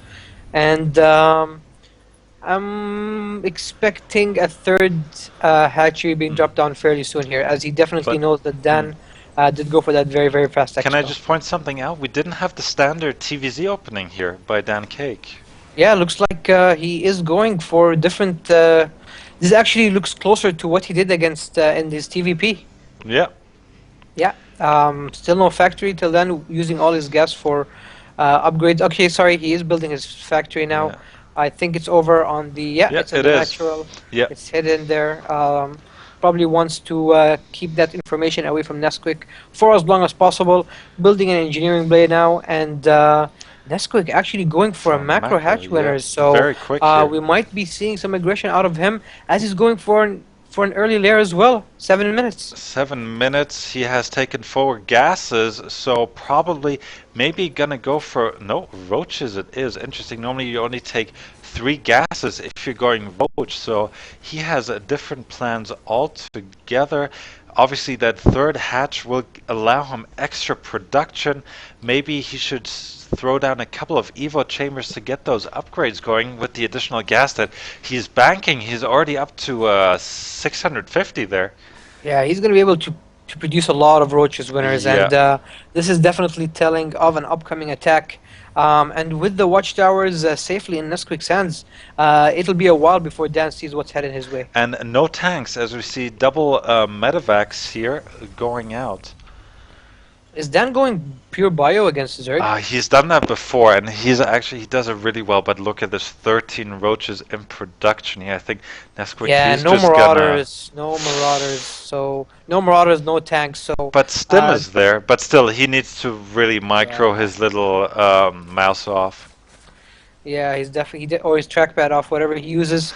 And I mean, ideally in this matchup, you really need tanks, and if not tanks, then at least marauders to try and do something against the roaches or the banelings. So, I mean, Dan has, as you said, he has done this before, but not quite sure how he can put it off against a player with Nesquik Excalibur. Wow. As we see about 13 roaches now making their way towards the Zerg base, Oh, nice. the Terran base. Sorry. Dan is actually going to go for a drop, but yeah, the Overlord is going to see it. So will we have a base race here and a few roaches being intercepted, and Dan knows he's in trouble. The Overlord spots the drop, a lot of Zerglings to back it up, and will we have a little base race here? Oh, Certainly possible, as and the now roaches here now we making go. their way, and mass SCV repair here for Dan, as he actually must keep this bunker alive to have any chance of doing something to try and defend this. Nesquik actually losing a lot of roaches here unnecessarily, as he's not target firing the SCVs, which are repairing the bunker, and now his Medivacs did reach the Zerg base, so the tables might actually turn here But in the 38 Terran's favor. SCVs in production, but they're rallied to the natural, and one queen's gonna go down, 2 queens are gonna go down. Is Dan gonna target the layer? Yes, he is. Where are the Zerglings? Are they gonna pop? They're not going to be there in time. I think when this layer is going to go down, and if it goes down, then Nesquik's going to be in a ton of trouble. Is he This gonna be he's very not close. target He's firing the actually not layer? target firing the layer, so the Zerg actually saves his layer, but this attack is not over yet, as Dan's definitely going to keep an eye out on that layer and how he can take it out. Well, actually, look at the units, the resource loss tab here. 950 minerals lost for Dan, and 2,500 for Nesquik, so he didn't do all too well with the way he engaged, and now Definitely, he shouldn't have tried to take out that bunker straight with the roaches. Should have probably tried to target fire the SCVs, repairing the bunker, as that was probably his only way to break through. And now he's actually got 2 Medivacs and a few Marines headed towards that Zerg third. And Nesquik really doesn't have much to defend this winners. No, he has absolutely nothing to defend this with, and well, that hatchery is gonna go down. Look how fast it goes down, winners, with all these tipped Marines. And Nesquik with about 30 supply below his opponent is definitely in a lot of trouble. Um, do Oh, you the think layers there's at anything he can do? I mean, the lair is still 33 alive, HP. barely with 33 HP, but Dan will take it out. I mean, Dan will put the effort to take it out, and once that lair is down, um, I mean, I'm not really quite sure what Nesquik can do, as Dan's now taking a third base, and things are just gonna spiral down here for the Zergler. Yeah, so oh, Dan actually, Dan really wants it. He's just gonna stim that one Marine, is he? Oh, the one Marine. He's gonna. You're a Marine, and Oh no! no, down to only 9 HP. Oh man, that lair.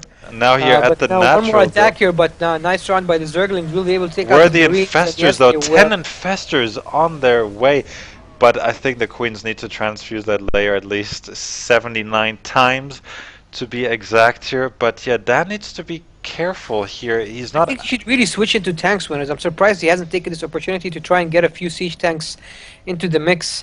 I understand that he's putting a lot of effort to try to take out that lair, but he definitely knows he's ahead. He's ahead. He knows that the Zerg invested too much into that initial roach attack, which did not really do much for him. He lost all his units, so I think Dan, although can probably make this work with pure Marines, should probably invest into siege tanks. Yeah, little mistake here by Nesquik. He did not research pathogen glands.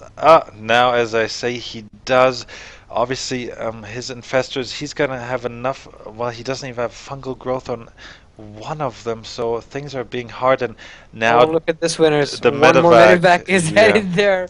Dan absolutely wants to take out the lair, and looks Oh, like he look might at this just do though, it this time, Nesquik. but Oh, no. where's the fungal? Do they have enough energy? Where's the fungal? No, they don't. They a few more seconds before they can Oh, have, and where is it? oh, now they have, and Dan will he target fire that? He gets And it. yes, Oh does my finally God. get the lair. Very, very unfortunate for his Zerg player winners. When the Medivacs arrived, he was on 73 energy on the infestors. He needed 75, of course, to drop that fungal. So very, very, very unfortunate for him. And now Dan, with a lot of Marines and quite a few Medivacs here over on the top left-hand corner, will be able to, I think, take out that third once again if he chooses to do so. Yeah, planetary as at the third, and I think we're going to see a massive run by here. But that planetary, well, I mean, it can do pretty much, anything against pure Zergling all day long. But now look at this here, all these infestors moving along, and let's remember all those Marines. There's nothing else. There are no siege tanks. There are no ghosts yet. There are no marauders. So getting off a lot of fungals will help his opponent. But now He's getting ghost now. I'm not sure how much that will help, as now we see a Zerg Infestor army going in, some nice fungal growth going on all those Marines, and where's the next fungal? Oh, nice fungal here. Nice very play. nice Dan by, needs to be careful. uh, Where's the next fungal? One, another one. and Oh, does he have enough energy? no, Actually, he's his gonna Infestors lose don't have them. enough energy for No Boro either. for any more Oh, fungal dear. growth. So once all those Zerglings were taken out, those Infestors are now free dinner for those Marines, and all of them are being taken out. And Nesquik once again with a very, very, very steep supply deficit. And although I admire that effort, Ling Infestor alone against this unit composition is very No. difficult. He would need a few banelings. Yeah, definitely a few more banelings would have made a world of difference, as they are the best way to take out a large marine count. In any case, Dan now with more and more command centers being built, he has now transitioned into Ghost, building his first three, and This doing could be great the with final upgrades as push well. here by Dan. I mean, Nesquik isn't mining from his third.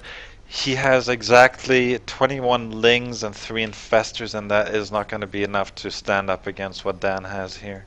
Does he even have a baling nest? No, No, not even a baling nest. I mean, I'm kind of surprised. He should have, when he spotted that the Terran player was going for such a heavy marine army, should have definitely invested in that cheap baling nest. I'm actually very surprised Nesquik didn't get a proper read on this, as it is something which I would definitely expect from a player of his caliber. Where's the fungal? Here we One have- fungal? If he can get Nice. all these medevacs, that would be wonderful. But now reinforcements coming in.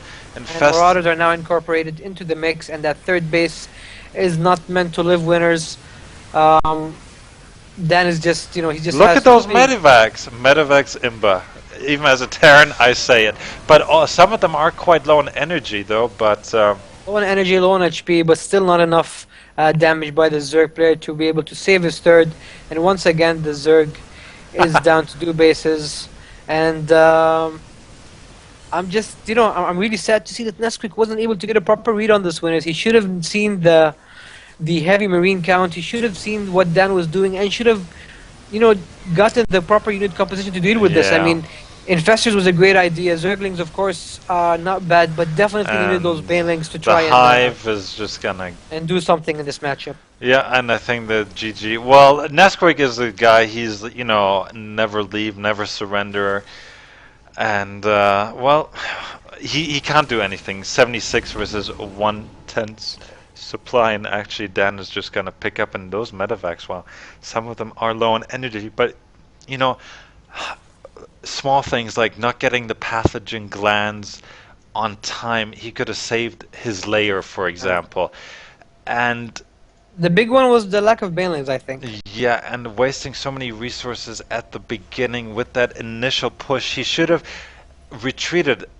A good player doesn't always attack at the right time. Yeah. He also retreats at the same Or time. target fire the SCVs. That could have probably been another option as Yeah, well. I mean he. But instead, he kept on trying to take out the bunker, which was never meant to, which will never meant to work out. And now, Infestors, all of them with getting hit with EMP, no energy, of GG. course, all of them being taken out. And Nesquik is now down 0-1. Yeah. Okay, GG. I just like to say that. mm, All right, so looks like Shara, you did take out get your pull in the other third round matchup and will be playing against Bullet for a spot in the grand final.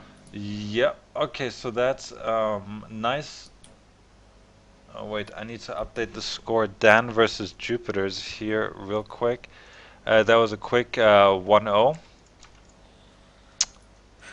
Well, not that quick, but relatively fast.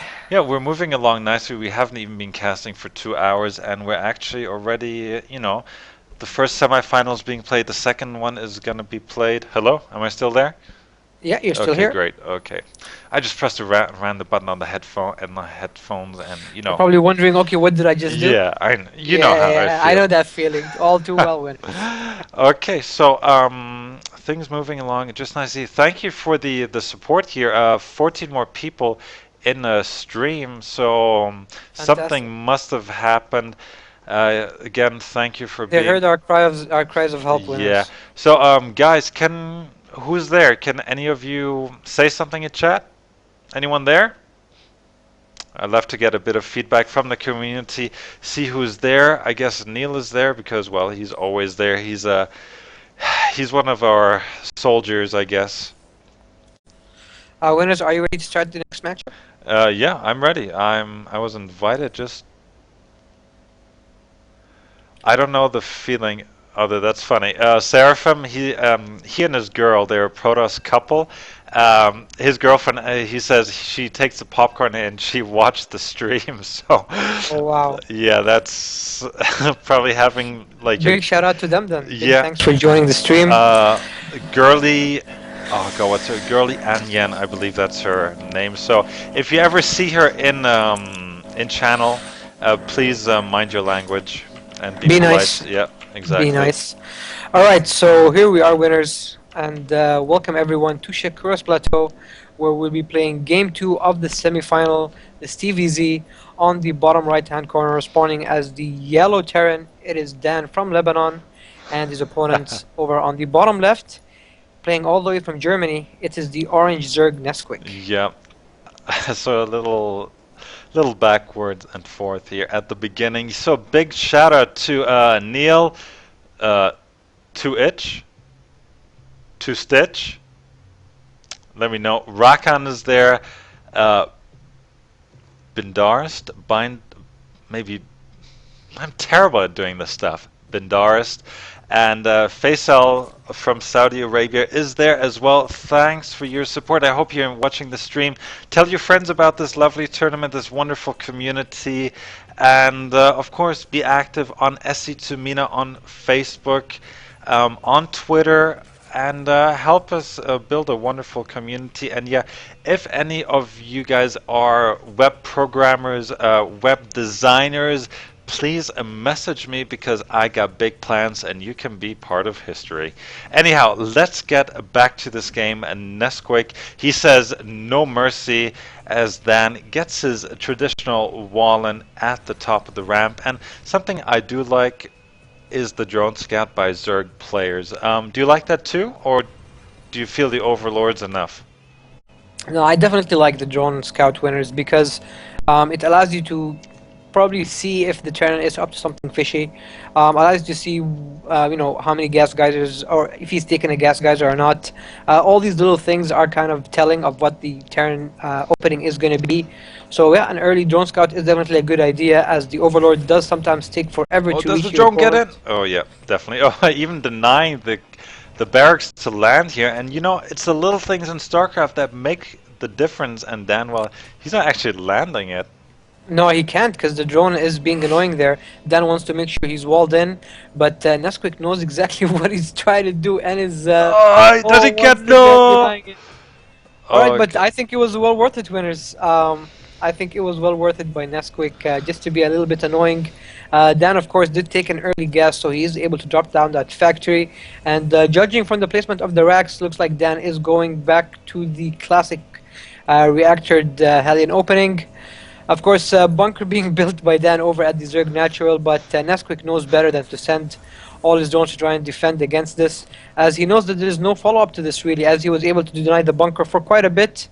Drones even completely ignoring the SCV, just going Mm-hmm. for the mineral line. And The SUV just leaves. yeah, I mean, he probably knows that, alright, Dan, Nesquik did catch my bluff. He knows exactly what I'm doing. And Dan is going to open with the reactor Hellions, as we mentioned earlier, dropping them at command center now to expand behind this. Hellions, of course, a great choice in this matchup, as it does give the Terran good map control, at least for the first few minutes. Does even help him deny a quick third for the Zerg. So, all in all, a great opening. And this is why we see it time and time again, even 2 years into the game. Yeah, absolutely. And I don't think that's gonna change. Maybe with Heart of the Swarm, maybe with new unit compositions. Though I did hear they're working on the Terran units at the moment, and they've kind of dropped a few of them. So it'll be interesting to see. Obviously, maybe patch 1.5 will bring something new.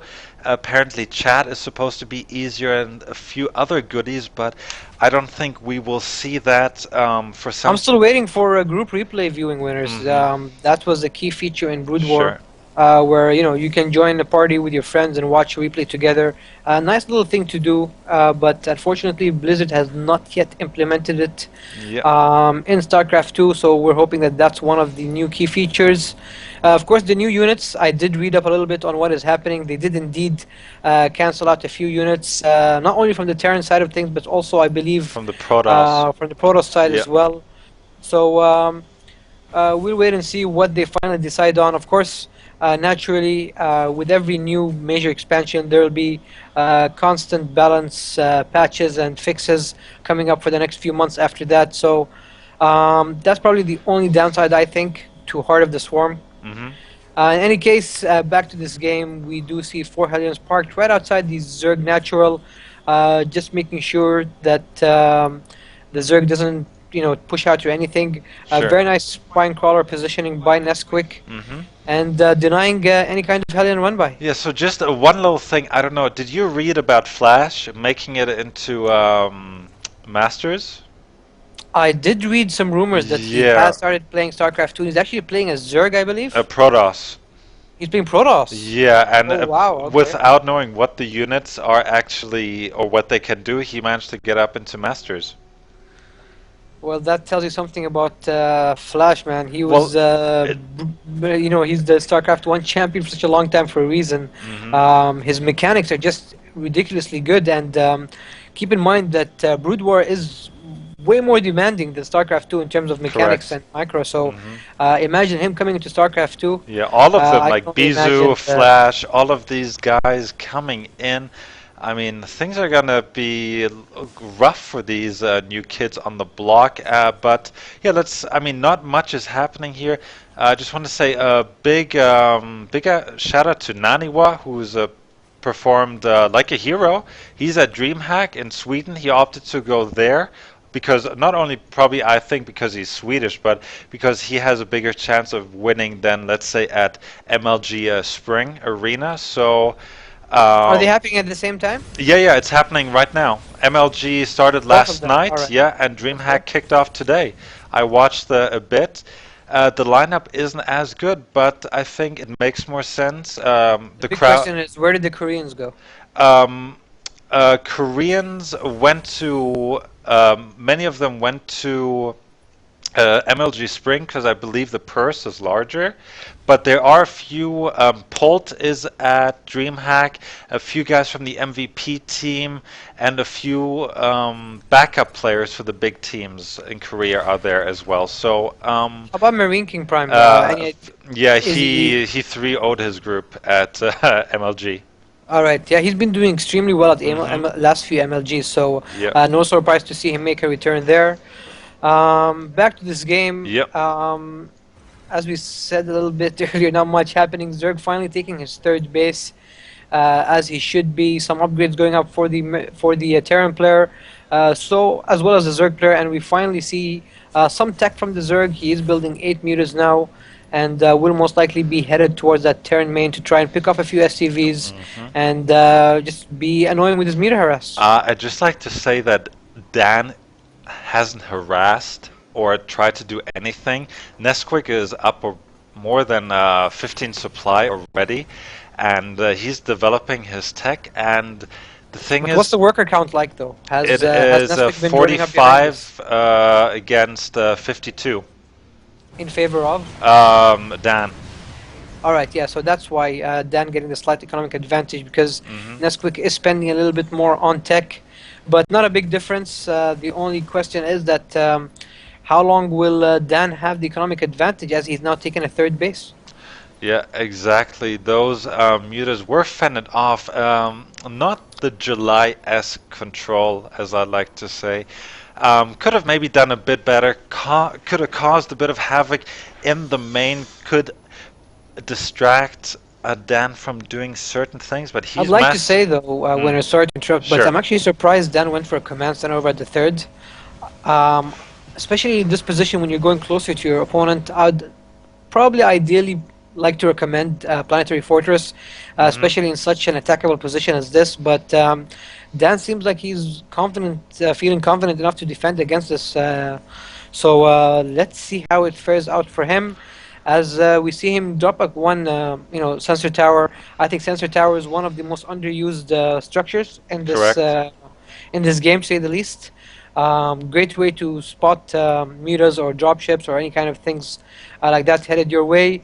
And Nesquik is planning something, winners. He's building 28 more Zerglings, Yeah. about to finish his level 1 attacks for both melee and flyers. So it looks like he is planning some kind of attack fairly soon here. Yeah, so Muta's just looking to see if they can pick something off. He did manage to pick off something, and yeah, because like you said, there's no planetary there. I think Nesquik might just bust it altogether. Just have them roll in and take it out and leave. Definitely possible. Definitely Yeah, possible. but there Because the are. mutas right now can't go into the natural or the main. I mean, Dan's got great turret coverage Mhm. around his bases, so he's well protected from that. But Nesquik does definitely have the opportunity to barge in there, that third and do a lot of damage. Yeah, he's getting his fourth. It is just about 80% done. More mutas as well. Infestation pit hive on the way to adrenal glands. Started late yet again, but I think Dan is. I mean, Dan will have a chance if he does fend off one or two waves if Nesquik really messes up. But let's see if he's just gonna roll in here with mutas, banelings, and zerglings.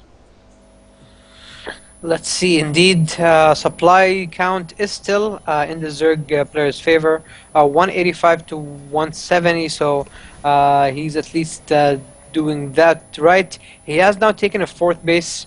building a few spine crawlers around it. I love that, just to make sure he is safe from any kind of drop play. And yeah, it looks like the units are finally moving out. That's a lot of Zerglings, winners. That's a lot of Zerglings, and I think they bypassed the Zellniger Watchtower too. That is something important to note. I'd Excuse me, like to the see more Ascensor Banelings Tower. into that unit composition, though. I'd really like him to transfer some of. Oh, But well, no, here here we we have go. the engagement is finally coming, winners. A lot of Zerglings, Mutas, and Banelings Oh, are making they their way gonna towards the clump? third, and Oh, this is oh, ugly. I'm not sure this is such a good Yeah, idea. he should target the orbital. Oh, SCVs galore! Oh, that's a lot of dead SCVs, winners, and Oh. Nesquik now with a very, very, very solid supply lead, 150 to only 100 for the Terran player, even forces the liftoff on that Yeah, third, and this is exactly why I said that the Planetary Fortress would have been a much better idea. That engagement would have turned out a lot different and much in the Terran player's favor had that Planetary Fortress been there. yeah, so nice remax here. Another Spire in the making. So we're gonna. The hive is already completed. So Brood Lords, Ultras, a possibility here. Dan trying to land that third, though. I strongly recommend that he lifts it ASAP. Oh no! Why? Why? He could have just ran in there. He could have, but he probably he was probably worried that there's more tanks or more units behind that, so didn't want to take the risk, especially with such a great engagement like that. He wanted to keep his supply lead up. Zerg is probably in a position to take over the whole map. I mean, had Nesquik decided to take 2-3 more bases, I don't think the Terran would have been able to do anything about it. He is now continuing with his flyer. He actually cancels his flyer attacks level 2, so it looks like he definitely wants to transition into Brood Lords and wants to work on those melee attacks a little bit more. The question is, will he go for another engagement before the Brood Lords are out, as his supply count actually now doesn't really allow for it. A little, now Nesquik, something I do not like. He pulls his entire army for one little drop here, and that allows Dan to just clean up some creep tumor and just move out and harass. And look at this little force here. They're gonna wreak havoc at the third. I mean, this is just like 6-7 Marines, but they have the opportunity to do a lot of damage simply because Nesquik overreacted to the attack. Units finally come in for the cleanup, but at what cost? But winners, we are seeing another huge engagement at the Terran third once again. Zerglings taking out all the Thors, going after the tanks now, and Dan once again forced to pull out back all his SCVs. And I'm not sure he's going to be able to come back or bounce back from this one, winners. No, being restricted on 2 bases for so long, I mean, his main is mined out. He has maybe 1,000 minerals left, his natural. Not too much to say about that one either, and things are looking grim for him. Yeah, to say the least, Nesquik definitely showing us a much better performance this time around, and now building the Greater Spire. And once the Broodlords are out, then I really don't think Dan will be able to stop himself from tapping out, and we more than likely, I think, will be going to a game number 3. Yeah, so 2 Vikings are out, more in production. A second starport did come up from the mutas. There's still a nice muta count, and mutas are very effective picking off and protecting Broodlords from Vikings. That's right. Yeah, so though I do recommend a few corruptors mixed in there just in case. I mean, his upgrades are looking good, and he is really trying to keep up, but I think he's just going to run out of stuff pretty quickly. His main is gone, so is his natural, and well, his third is super saturated, to say the least. And as the Greater Spire finishes, let's see how many, 10 Broodlords being produced here. Yeah, that's way more than the Terran I think can handle. And with proper corruptor or muta support, I think we're looking at the final engagement fairly soon. When those, but look at that perfect scan by Dan. Scans all the Broodlords, sees exactly what's coming his way, but I simply don't think Viking production will be able to do much here, as the Zerg player also has enough infestors, I think, to constantly fungal growth. All those Vikings, full energy on 5 infestors, that's a lot of fungal growth, winners. Yeah, though no corruptors though, and where are the mutas? The mutas are right there with the Broodlords, winners. Oh yeah, there, sorry. So many Broodlords, I didn't see the mutas. Nice spread though here on the How many times you Vikings. get to say that? Yeah, nice spread, but Oh, Broodlords. Nesquik needs to be a little more careful. Needs to be a little more careful with his Broodlords. Can't really afford to do this. Some nice fungal growths, but He's gonna lose all. oh, looks like he's gonna lose all. Nesquik not really engaging this properly, but he simply might have too much for the Terran to Yeah. handle. As we see the massive stream of Zerglings going in now. Broodlord no longer being damaged, and oh, look at this. There's Look the at this, GG. winners. Nesquik wasn't lying when he said he was gonna give Dan a tougher time this time around. Yep, so very nicely done indeed. So, looks like we're gonna have a match number 3.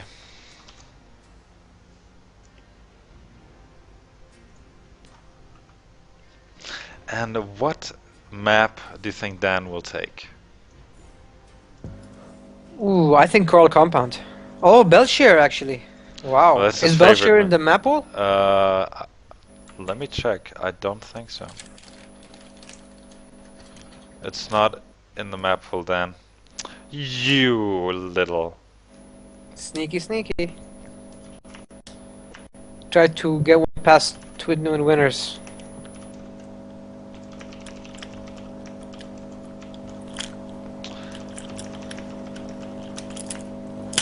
No, no, decline.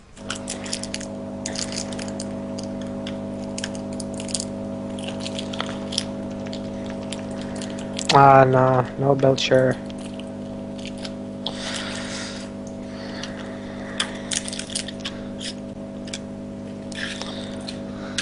So, he can choose either Entombed Valley, Antigua Shipyard, probably Antigua Shipyard if I were him.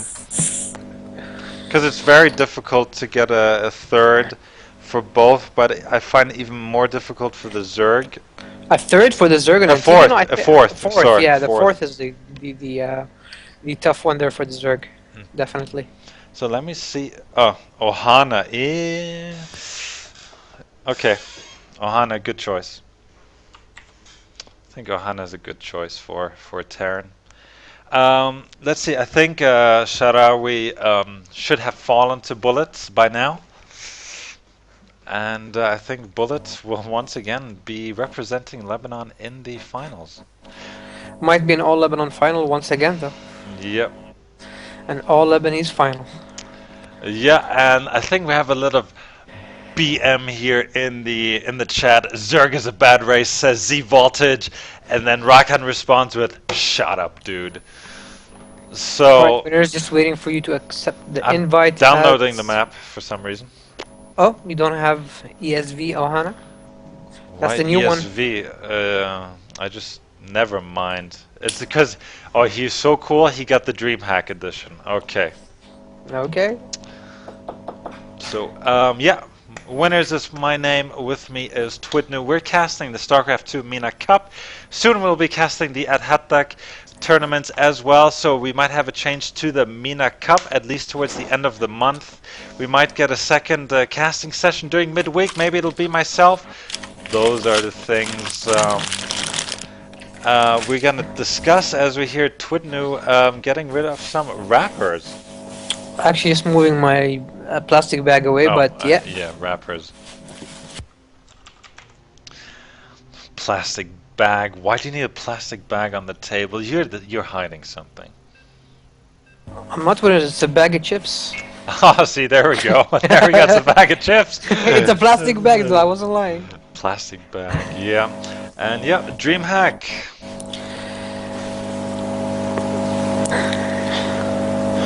Right, winners, here we go. Our first player on the bottom right hand side of the map, playing as the orange Zerg. It is the winner from the second map, loser of the first. It is Nesquik, and his opponent on the top left, once again as the yellow Terran. Winner of the first map, loser of the second, it is Dan from Lebanon. Yep, that is right. So it is the ace match, it is the crunch match. Will Nesquik make it to the finals, or will Dan take his shot at the title once more? This map, kind of difficult for Zergs. Kind of difficult. DRG has struggled here in the past. July Zerg has struggled. I mean, some of the big names they've had issues. Maybe it is the way the map is kind of designed. Definitely the map terrain. Yeah, the map terrain is Mhm. definitely not in the Zerg favor here. Does give a chance for the Terran to get some two base early pressure done, which is always tough for the Zerg to handle. But Nesquik, I mean, that last game, man, that was a different Nesquik than what we saw the first game. So Yep. um, he definitely has it in him to take out Dan. And I'm looking forward to see what he does this time around, especially knowing that this map is not in his favor. Yeah, so we have another flying shark here in the middle of the map. As it kind of, Oh, this one has a flying shark too? yeah, it does. It is. Oh, we see winners It's in the middle of the map, towards the left of the two Zelnaga watchtowers. next to that proxy bunker. Proxy Rack, I mean. racks, yeah, exactly there. So the shark kind of knows it's there, and well, the drone gets in there once again, and Yeah, he'll get in there. The question is, will he smell what Dan is cooking, winners? That's the big question. Um, the Overlord is actually making its way to... I'm not sure if the rally will allow him to see the proxy racks. If he sees that, then this can change everything for Dan. I'm just on the vision of Nesquik, but I think he'll just miss it. Will he? Oh no, he gets Bro, he it! actually sees it. He sees Oh. the proxy racks. But the question is, does Dan know that it was spotted? That is, yeah, he actually sees the Overlord as well. So Nesquik knows what's happening, and Dan knows as well. Not quite sure of the gas steal here. Maybe just to keep the Marine preoccupied, which is not a bad thing. Dan, of course, tries to cut his losses. Does move his racks back towards his main to try and to get back from this. So now that Nesquik was able to spot that, he has expansion up. Would you suggest? What do you suggest he does? Do you think it's worth it to go for a bust now that that Dan's initial idea was thwarted? Well, looking at what Dan is doing, he added 3 Raxes. So it looks like he's just going to rally Marines across, it seems. So I think Dan actually might be the one going for a bit of aggression here, but I think Nesquik, he thwarted that little attack, or that attack that was supposed to happen by Dan, and I think he's in a good position. Dan had to change his strategy He actually according... had. Sorry to interrupt, but he still has that fourth bunker out on the field. He just changed his position. So Nesquik might actually be thinking that he moved the Rex all the way back. So, oh, winners, look at this SCV train coming out from Dan. Oh So no. Dan wants to end Bit this by game. bit! Yes, it is back to the classics, and this might actually catch Nesquik off guard, winners, as he probably thinks He has that, no vision. He doesn't know about it. he doesn't know. He probably thinks he's safe because he was Oh able my to God. spot that second rack. So Dan actually using that Zerg scout to his Drones need to be advantage. pulled. Drones need to be pulled. The queens need to be pulled. Oh, and now he definitely sees Oh, it. this is like Lucky for him, he MVP. has one spine crawler, but that spine crawler will go down fast. And now drones being pulled out to try and fight off the SCVs.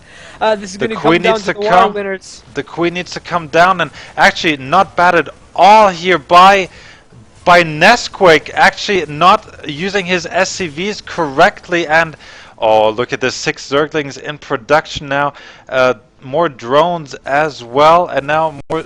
Oh, he's doing well. The drones need to be pulled once again, maybe even the queen from the main. Let's see, the SCVs are tanked, but I think Nesquik has it. Yeah, I think Nesquik was able to successfully defend this. He did lose a lot of drones though, so Dan does have this to his advantage. But no, more Marines actually make their way towards the Zerg Natural, so this attack is far from over. But with 8 Zerglings there and a Queen, Nesquik should probably invest in another Spine Crawler just to be extra safe. But No, he has enough Zerglings for the time being. He look has at more the drones. train of Marines coming towards rallied towards that front. I mean, Yeah. Dan is Oh, he definitely needs to not pull done back. with his attack. And He needs if to he pull kills back. off all of those Zerglings, then it's going to be actually Nesquik, very difficult. don't for do Nesquik this. to defend You against need this. more surface area. No, very poor decision by Nesquik. I don't know why he decided to move out with those Zerglings. Probably not He had the it. best of his idea. Yeah, he definitely had it and just threw it away in a blink of an eye, winners. Now the queen is being taken down. There's no spine crawler to defend. Drones being killed off, and I really don't know what to say. Very unfortunate for Nesquik, really. There, there we have a perfect example of bad decision making. Maybe it was the heat of a moment, maybe he didn't expect it, but now he lost Overlords. He now needs to pull Zerglings, but look at that train here. More SCVs are gonna come in, supply blocking him as well now. He doesn't really have money, and bad engagement. Oh, and those Zerglings now are going to be all taken out, and with all those SCVs on Drones, Marines he needs making to their pull way the drones towards right the now. Zerg main, yeah, this is going to be a Zerg massacre, winners. I'm Oh, scared to look. Please close your eyes. Oh but god. there it is. GG should be typed here.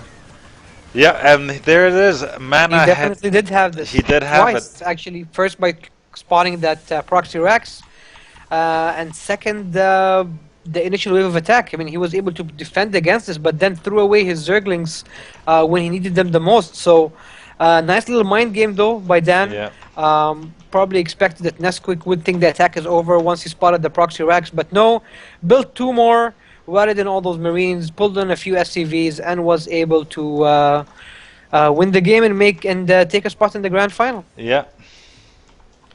All right. So, any news from the other side of the pond? Uh. Oh well, actually, they're still not done. All right. Currently. Okay, so we'll be waiting on that. Any idea on how we can get the current score? Is anyone spectating, or does anyone know what's happening? It's 1-0 for Bullet, but apparently the first game took 30 minutes. Oh Damn. wow. Okay. What race does Sharai play? Good question. I think Zerg. Okay.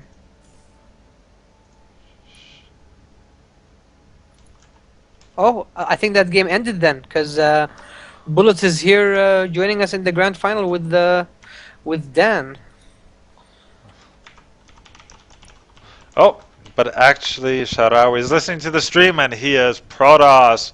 Okay. My bad. So, guys, please support the stream. We have 22 people in channel, -2, minus the players. That means we should have at least 15 viewers on the stream. Ask if they want a bit of 5. Wait, hold on.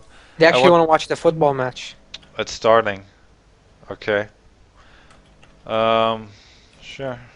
Okay.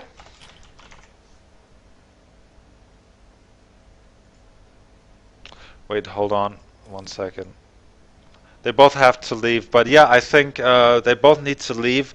They're gonna watch the football, so that's okay. So maybe we can have Nesquik versus Sharawi for the bronze match. Yeah, maybe we can Convince them. we can do that for a while. Yeah. Wait. Hold on. Wait. Don't tell me they're actually in game.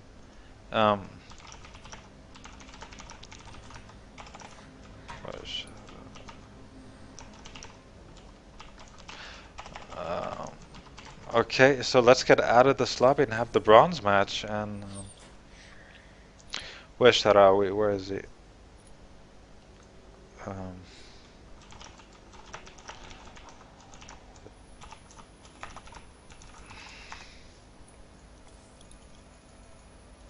What is happening, winners? I see a lot of confusion. Oh wait, hold on. Wait, actually it's still 1-0 for Bullet. Wait, hold on. Dan made the assumption that it was already over, but it's only 1-0. Oh, okay. So, all right. So we can do the rest of the semifinal, and then take the break for the Classico. Yeah, exactly. Okay. Okay, that sounds like a plan, and I guess maybe they will give us the replays and we might catch them later. But we always say that, winners. This time we really need to cast the replays. No, I actually, yeah, but like for example, I need to apologize. The SC2 MENA Cup was actually cancelled this week. Oh, Yeah, because that's unfortunate. three people showed up, and I was like, 3 out of all those thousands of people. yeah, I know.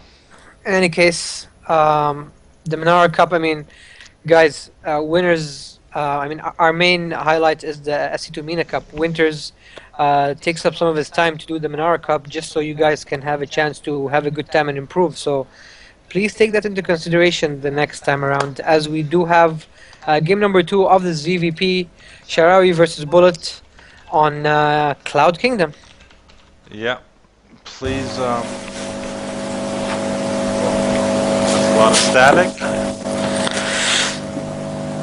A glitch in the matrix, winners. Yeah, it's because we're loading the map. All right, so welcome back, everyone, to this other semi-final matchup. It is a ZVP on the top right-hand corner. Our winner from last week. It is the green Zerg Bullet, and his opponent over on the bottom left corner of Cloud Kingdom. It is the red Protoss Sharawi. And winners. Yes. I do believe Bullet is leading the series 1-0. Yeah, that is absolutely correct. Sharawi, he is from Egypt. He plays Protoss, but I don't know what league he's in. I think he's Plat, I believe. I'm not quite sure though. So guys, please support the stream. We only have 7 viewers. We should have a lot more. It's all about the Classico, man. It's all about the. If you truly love Star Trek, my God, Star StarCraft. Trek, wow, winners, man. Our credibility just sank down about 10 notches, man. Oh well, I admit I still I believe Star Trek was one of the Are you a best Trekkie? franchises. Yep, absolutely. I've Old I've- generation or new generation? I've seen them all. I watched every episode of every show But except. every Trekkie has a favorite, so which side are you on? I probably have to say the Next Generation. Oh, okay, all right. You're Yeah, one of those. but then I mean, Deep Space Nine was I don't know, kind of we kind of forget about that. Voyager was okay, and then the new Enterprise. Well, they didn't even get to broadcast 100 series. But anyhow, that doesn't matter. It is going to be a Forge Fast Expand here for. That's right. Oh, he actually trapped the. Oh, he nearly trapped Did he? the probe. Yeah. Oh, okay. But Almost. Mhm. Anyway, going back to what the Zerg is doing, Bullet did go for gas into pool, so that's going to be his choice here, as we do have Sharawi's probe just camping there at the Zerg natural, trying to deny that expansion for as long as possible. Always a good thing to do. And we actually saw Sharawi there trying to take, trying to drop down a structure over at the Protoss natural. So both players doing good job denying their respective opponents' expansions. Mhm. Drone unfortunately finally gets taken out, and Sharawi will be safely able to drop down that Nexus when he chooses to do so. But unfortunately, he is super supply blocked too. Oh, he is. Alright, so I guess decided to wait on that Nexus. That Overlord is taking some damage, but no, it's going to be safe as we see Bullet finally taking out that pesky probe with 4 Zerglings and starting his own expansion. Yeah, absolutely correct. Weird kind of build order here. He's even getting the cybernetics core before the. I think The he felt Nexus. that his Nexus was a little too late, so he wanted to make sure his wall-in was complete before getting that Nexus, just to be extra safe. And that's the good thing. As a Zerg player, if you continue to deny that Nexus, then this is what happens to your opponent. He gets confused, and might actually have a change of plans, as no sign of the Nexus just yet, winners. Yeah, kind of strange. Is this something cheesy? Something I've definitely not. Is it a bluff? That's what I'm trying to figure out now. But Because still, he's if- not saving any money, winners. He's not I saving know. any money. He's getting a Um, +1. But he needs to get a pylon in somewhere. He definitely has to. Yeah, he needs a proxy pylon for sure, and But- more so than that, he needs to drop down a few more gateways as well. Yeah, I mean, he is just pumping probes for the time being, and well, the Zergling has spotted the other probe, so he's already lost, well, 2 workers, nearly 3, just by trying to send them out, and I think now, if his plan is foiled, he's gonna be so behind. I mean, Yeah, he's gonna be way behind winners. As but yeah, we see 2 more gateways. Yeah, it looks like he's gonna just try to transition into a 4-gate timing. Of course, not as fast as the usual 4-gate timing, but the question is, does Bullet know that the expansion is not going up? I don't know. He might sacrifice 1 Overlord just to see how things are. The usual Oh, 4. across that winners, that's actually 6 gates. I mean, does he have enough economy to support 6 gates over 1 base? Well, I think he might have enough for one, maybe 2 rounds, but then I think, Oh, but look at this. Look at Bullet's Overlord making his yeah, way towards the six gateways, and does he see them all? yeah, he Yes, will. he does. He sees four now. He'll see the fifth, and he'll know it's a six-gate push. The question is, does he know that there's no nexus before all this? Well, I think because there are no units out, he must already be scratching his head. I mean, Yeah, I mean, I sure am, winners. I'm not even sure what's happening, and every time Sharia tries to send out a probe to build a proxy pylon, bullets on top of it, and I just can't help but feel that Sharia is slowly falling apart. He's not even quite sure of what he needs to do, and the pylon is once again cancelled. And behind all this, Bullet is building a spire. He did get a very quick clear, and I think once those mutas are out, this game will end, winners. Simple as that. I mean, economically, he's already behind by about 300 minerals a minute. He got three. And once again, winners, the proxy pylon gets scouted once again. Bullet is just being infinitely annoyed, Sharawi. He I must just be find this shouting. really funny. Yeah, he must be raging right now. I mean, he is gonna finally be able to save that one pylon, but Bullet just kept on delaying the Nexus and delaying any kind of proxy pylon that Sharawi kind of put himself in a spot where he's not quite sure what he needs to do here. Yeah, and I mean, 3 spine crawlers backed by a few And hydras should be are enough. those Hydras as well? I mean, he went for Spire and Hydra off two Yeah, base only. yeah. But now here we go. The zealots are gonna tank, but how much can they tank Yeah, against? there's no way this is working, when there's absolutely no chance. The Hydras at the back with the range will be able to do a lot of damage to the Protoss units before they're even able to kill off the Spine Crawlers. And Protoss off still one base, not looking good for him at all. No, I mean he's down about 20-ish supply. He has, well, he threw down the Nexus finally at the 10-minute mark to be exact, and well now, I mean, is this game gonna draw out to be longer or is it gonna end soon? How do you? I think it's all in Bullet's hands. Once Bullet realizes what's happening, he's probably gonna go out for a push. I mean, he has the tech for it. He has Hydras, which do very well against gateway units. He will need some, maybe Zerglings or some other units to kind of support the Hydras. But overall, I mean, look at the supply count: 80 to 50. Much better tech for the Zerg. Not quite happy that he's only in 2 bases, but in comparison, the Protoss only dropped down his second Nexus now. So, I mean, all I can say is that it's looking really much in favor of Bullet, and it's just a matter of how long it'll take Bullet to close us out. Yeah, absolutely. Well, sentries, they do have a lot of energy, but the Hydras actually make force fields kind of useless because of their range. And That's right. Zealots, I mean, he only has Zealots and 2 Stalkers. They're going to melt to the Hydralisks as we see. Bullet taking a third. He did get rid of the destructible debris at his ramp, and now he's just going to start pushing creep because we all know Hydras are as slow as... Well, pretty slow. They're pretty slow. They're pretty Yeah. slow off creep, so he doesn't want to risk anything because there's still a chance, I mean, that something might happen and Bullet is forced to retreat. But now he's up 30 supply. The mutas will give him map control, and there's not enough anti-air anywhere in sight. I mean, you're not going to use sentries against air defense, especially not against mutas. They're just Definitely gonna... not. I mean, let's see how much damage these 6 mutas They're are gonna doing. ravage that mineral line, winners. It's gonna get ugly real fast. Munas finally reach the mineral line, and they're gonna start killing probes left and right. Yeah. Sharawi very, a tad bit late with the probe pullout, but even at his natural, he doesn't have much to defend against this. I mean, 3 stalkers, maybe a few sentries, will be able to thwart this for the time being, but now the Protoss is back to mining off only 1 base, and this is giving Bullet more and more of an edge, more and more of an advantage. And as he starts saturating that 3rd base, he's going to be in great shape. Yeah.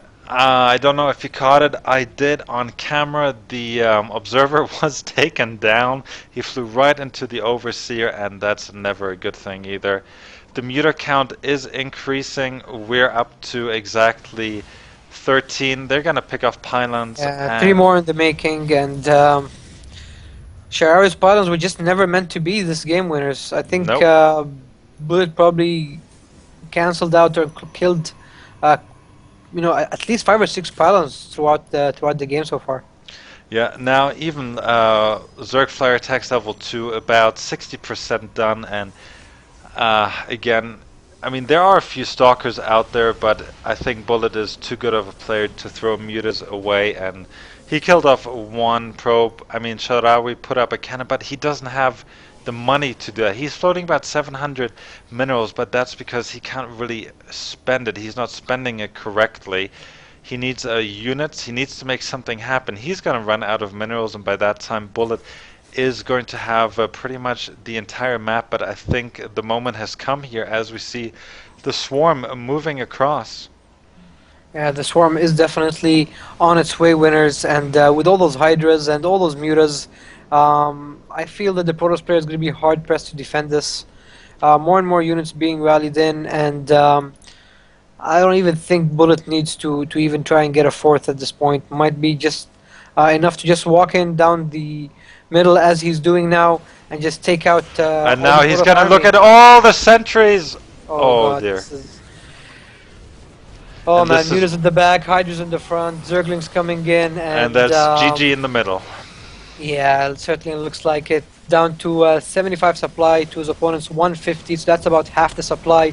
Mutas don't even bother engaging, going straight for the main, taking out more and more probes, taking out the stalkers defending at the back, and one cannon is definitely not enough to stop this Muta count, Yep. winners. They nearly one-shotted the cannon. Twilight Council is going to go down. A few more pylons and probes. Oh, I'm scared to look at the workers lost tab, winners. Please tell me what's happening. 35 lost. Oh wow, 35 lost, and how many is he down to?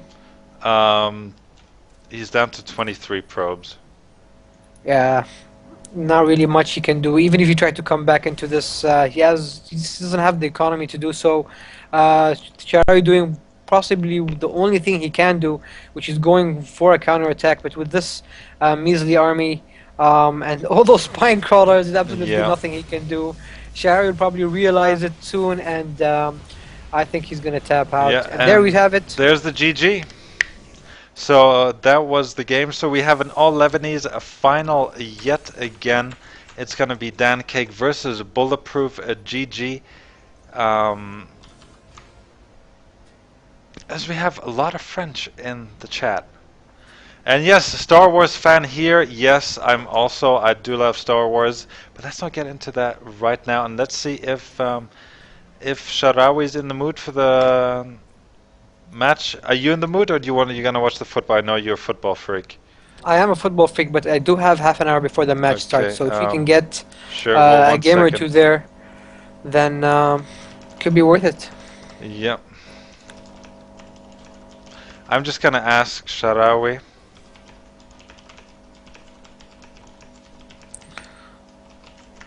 Is Nesquik still there? Yeah, he's there. All right. So Nesquik is like, why not? And let's see what Sharawi says. Is he gonna be like, oh my god, I hate this game? Because sometimes I do have these moments where I'm just like, I can't take this, and then I just go watch a movie or something. So yeah, I'm just waiting for Sharawi here.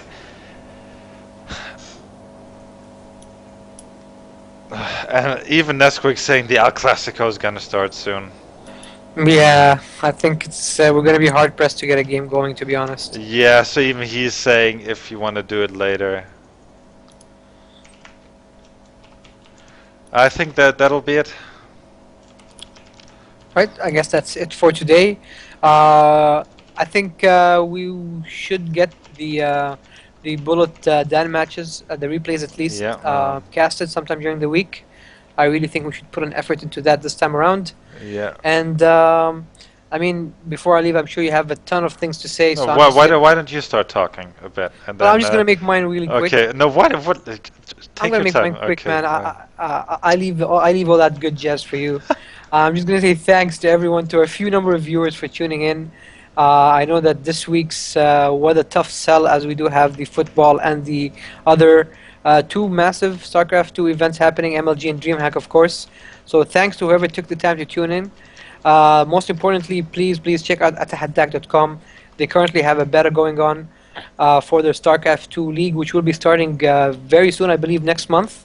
Yep. So please be part of that, as it will be the biggest kind of event, StarCraft 2 kind of event in the region, and we are hoping for a great turnout to show that Haddak people, to show everyone else that StarCraft 2 can thrive and do very well in this part of the world.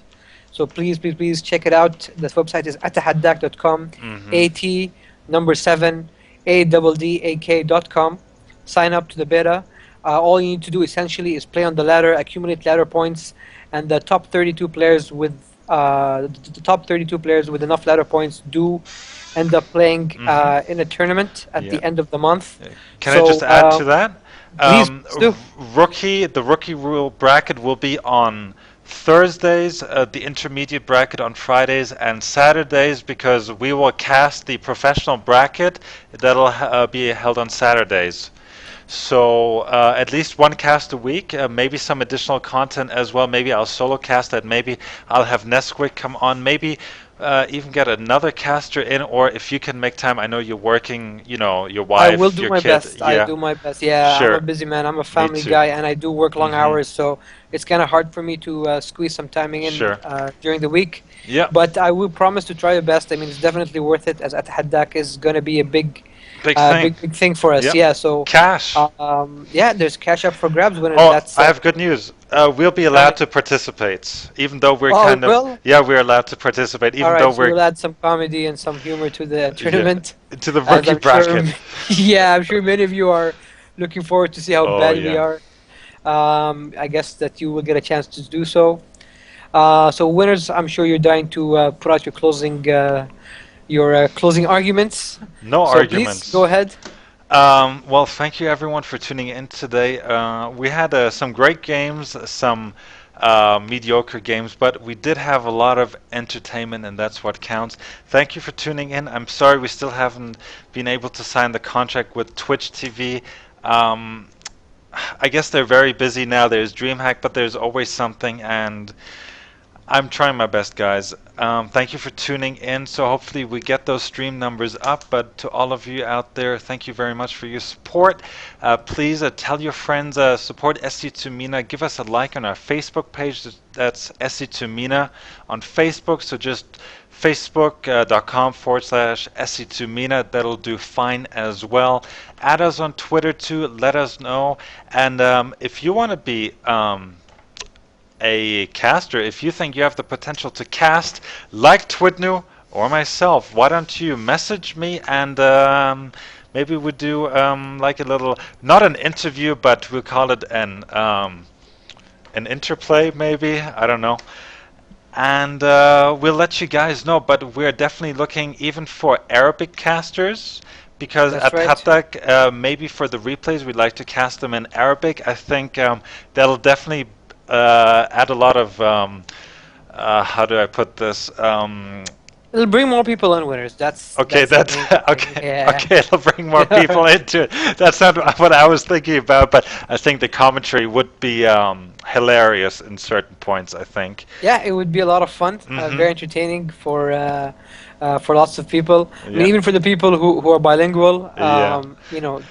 Tuning into both to see the difference in vocabulary used in both will be entertaining, to say the least. Yep. And one more thing, I do believe you Sure. were looking around for someone to help us out with the website. Yeah, I want to. I know I'm not the tech guy. I'm not the IT guy.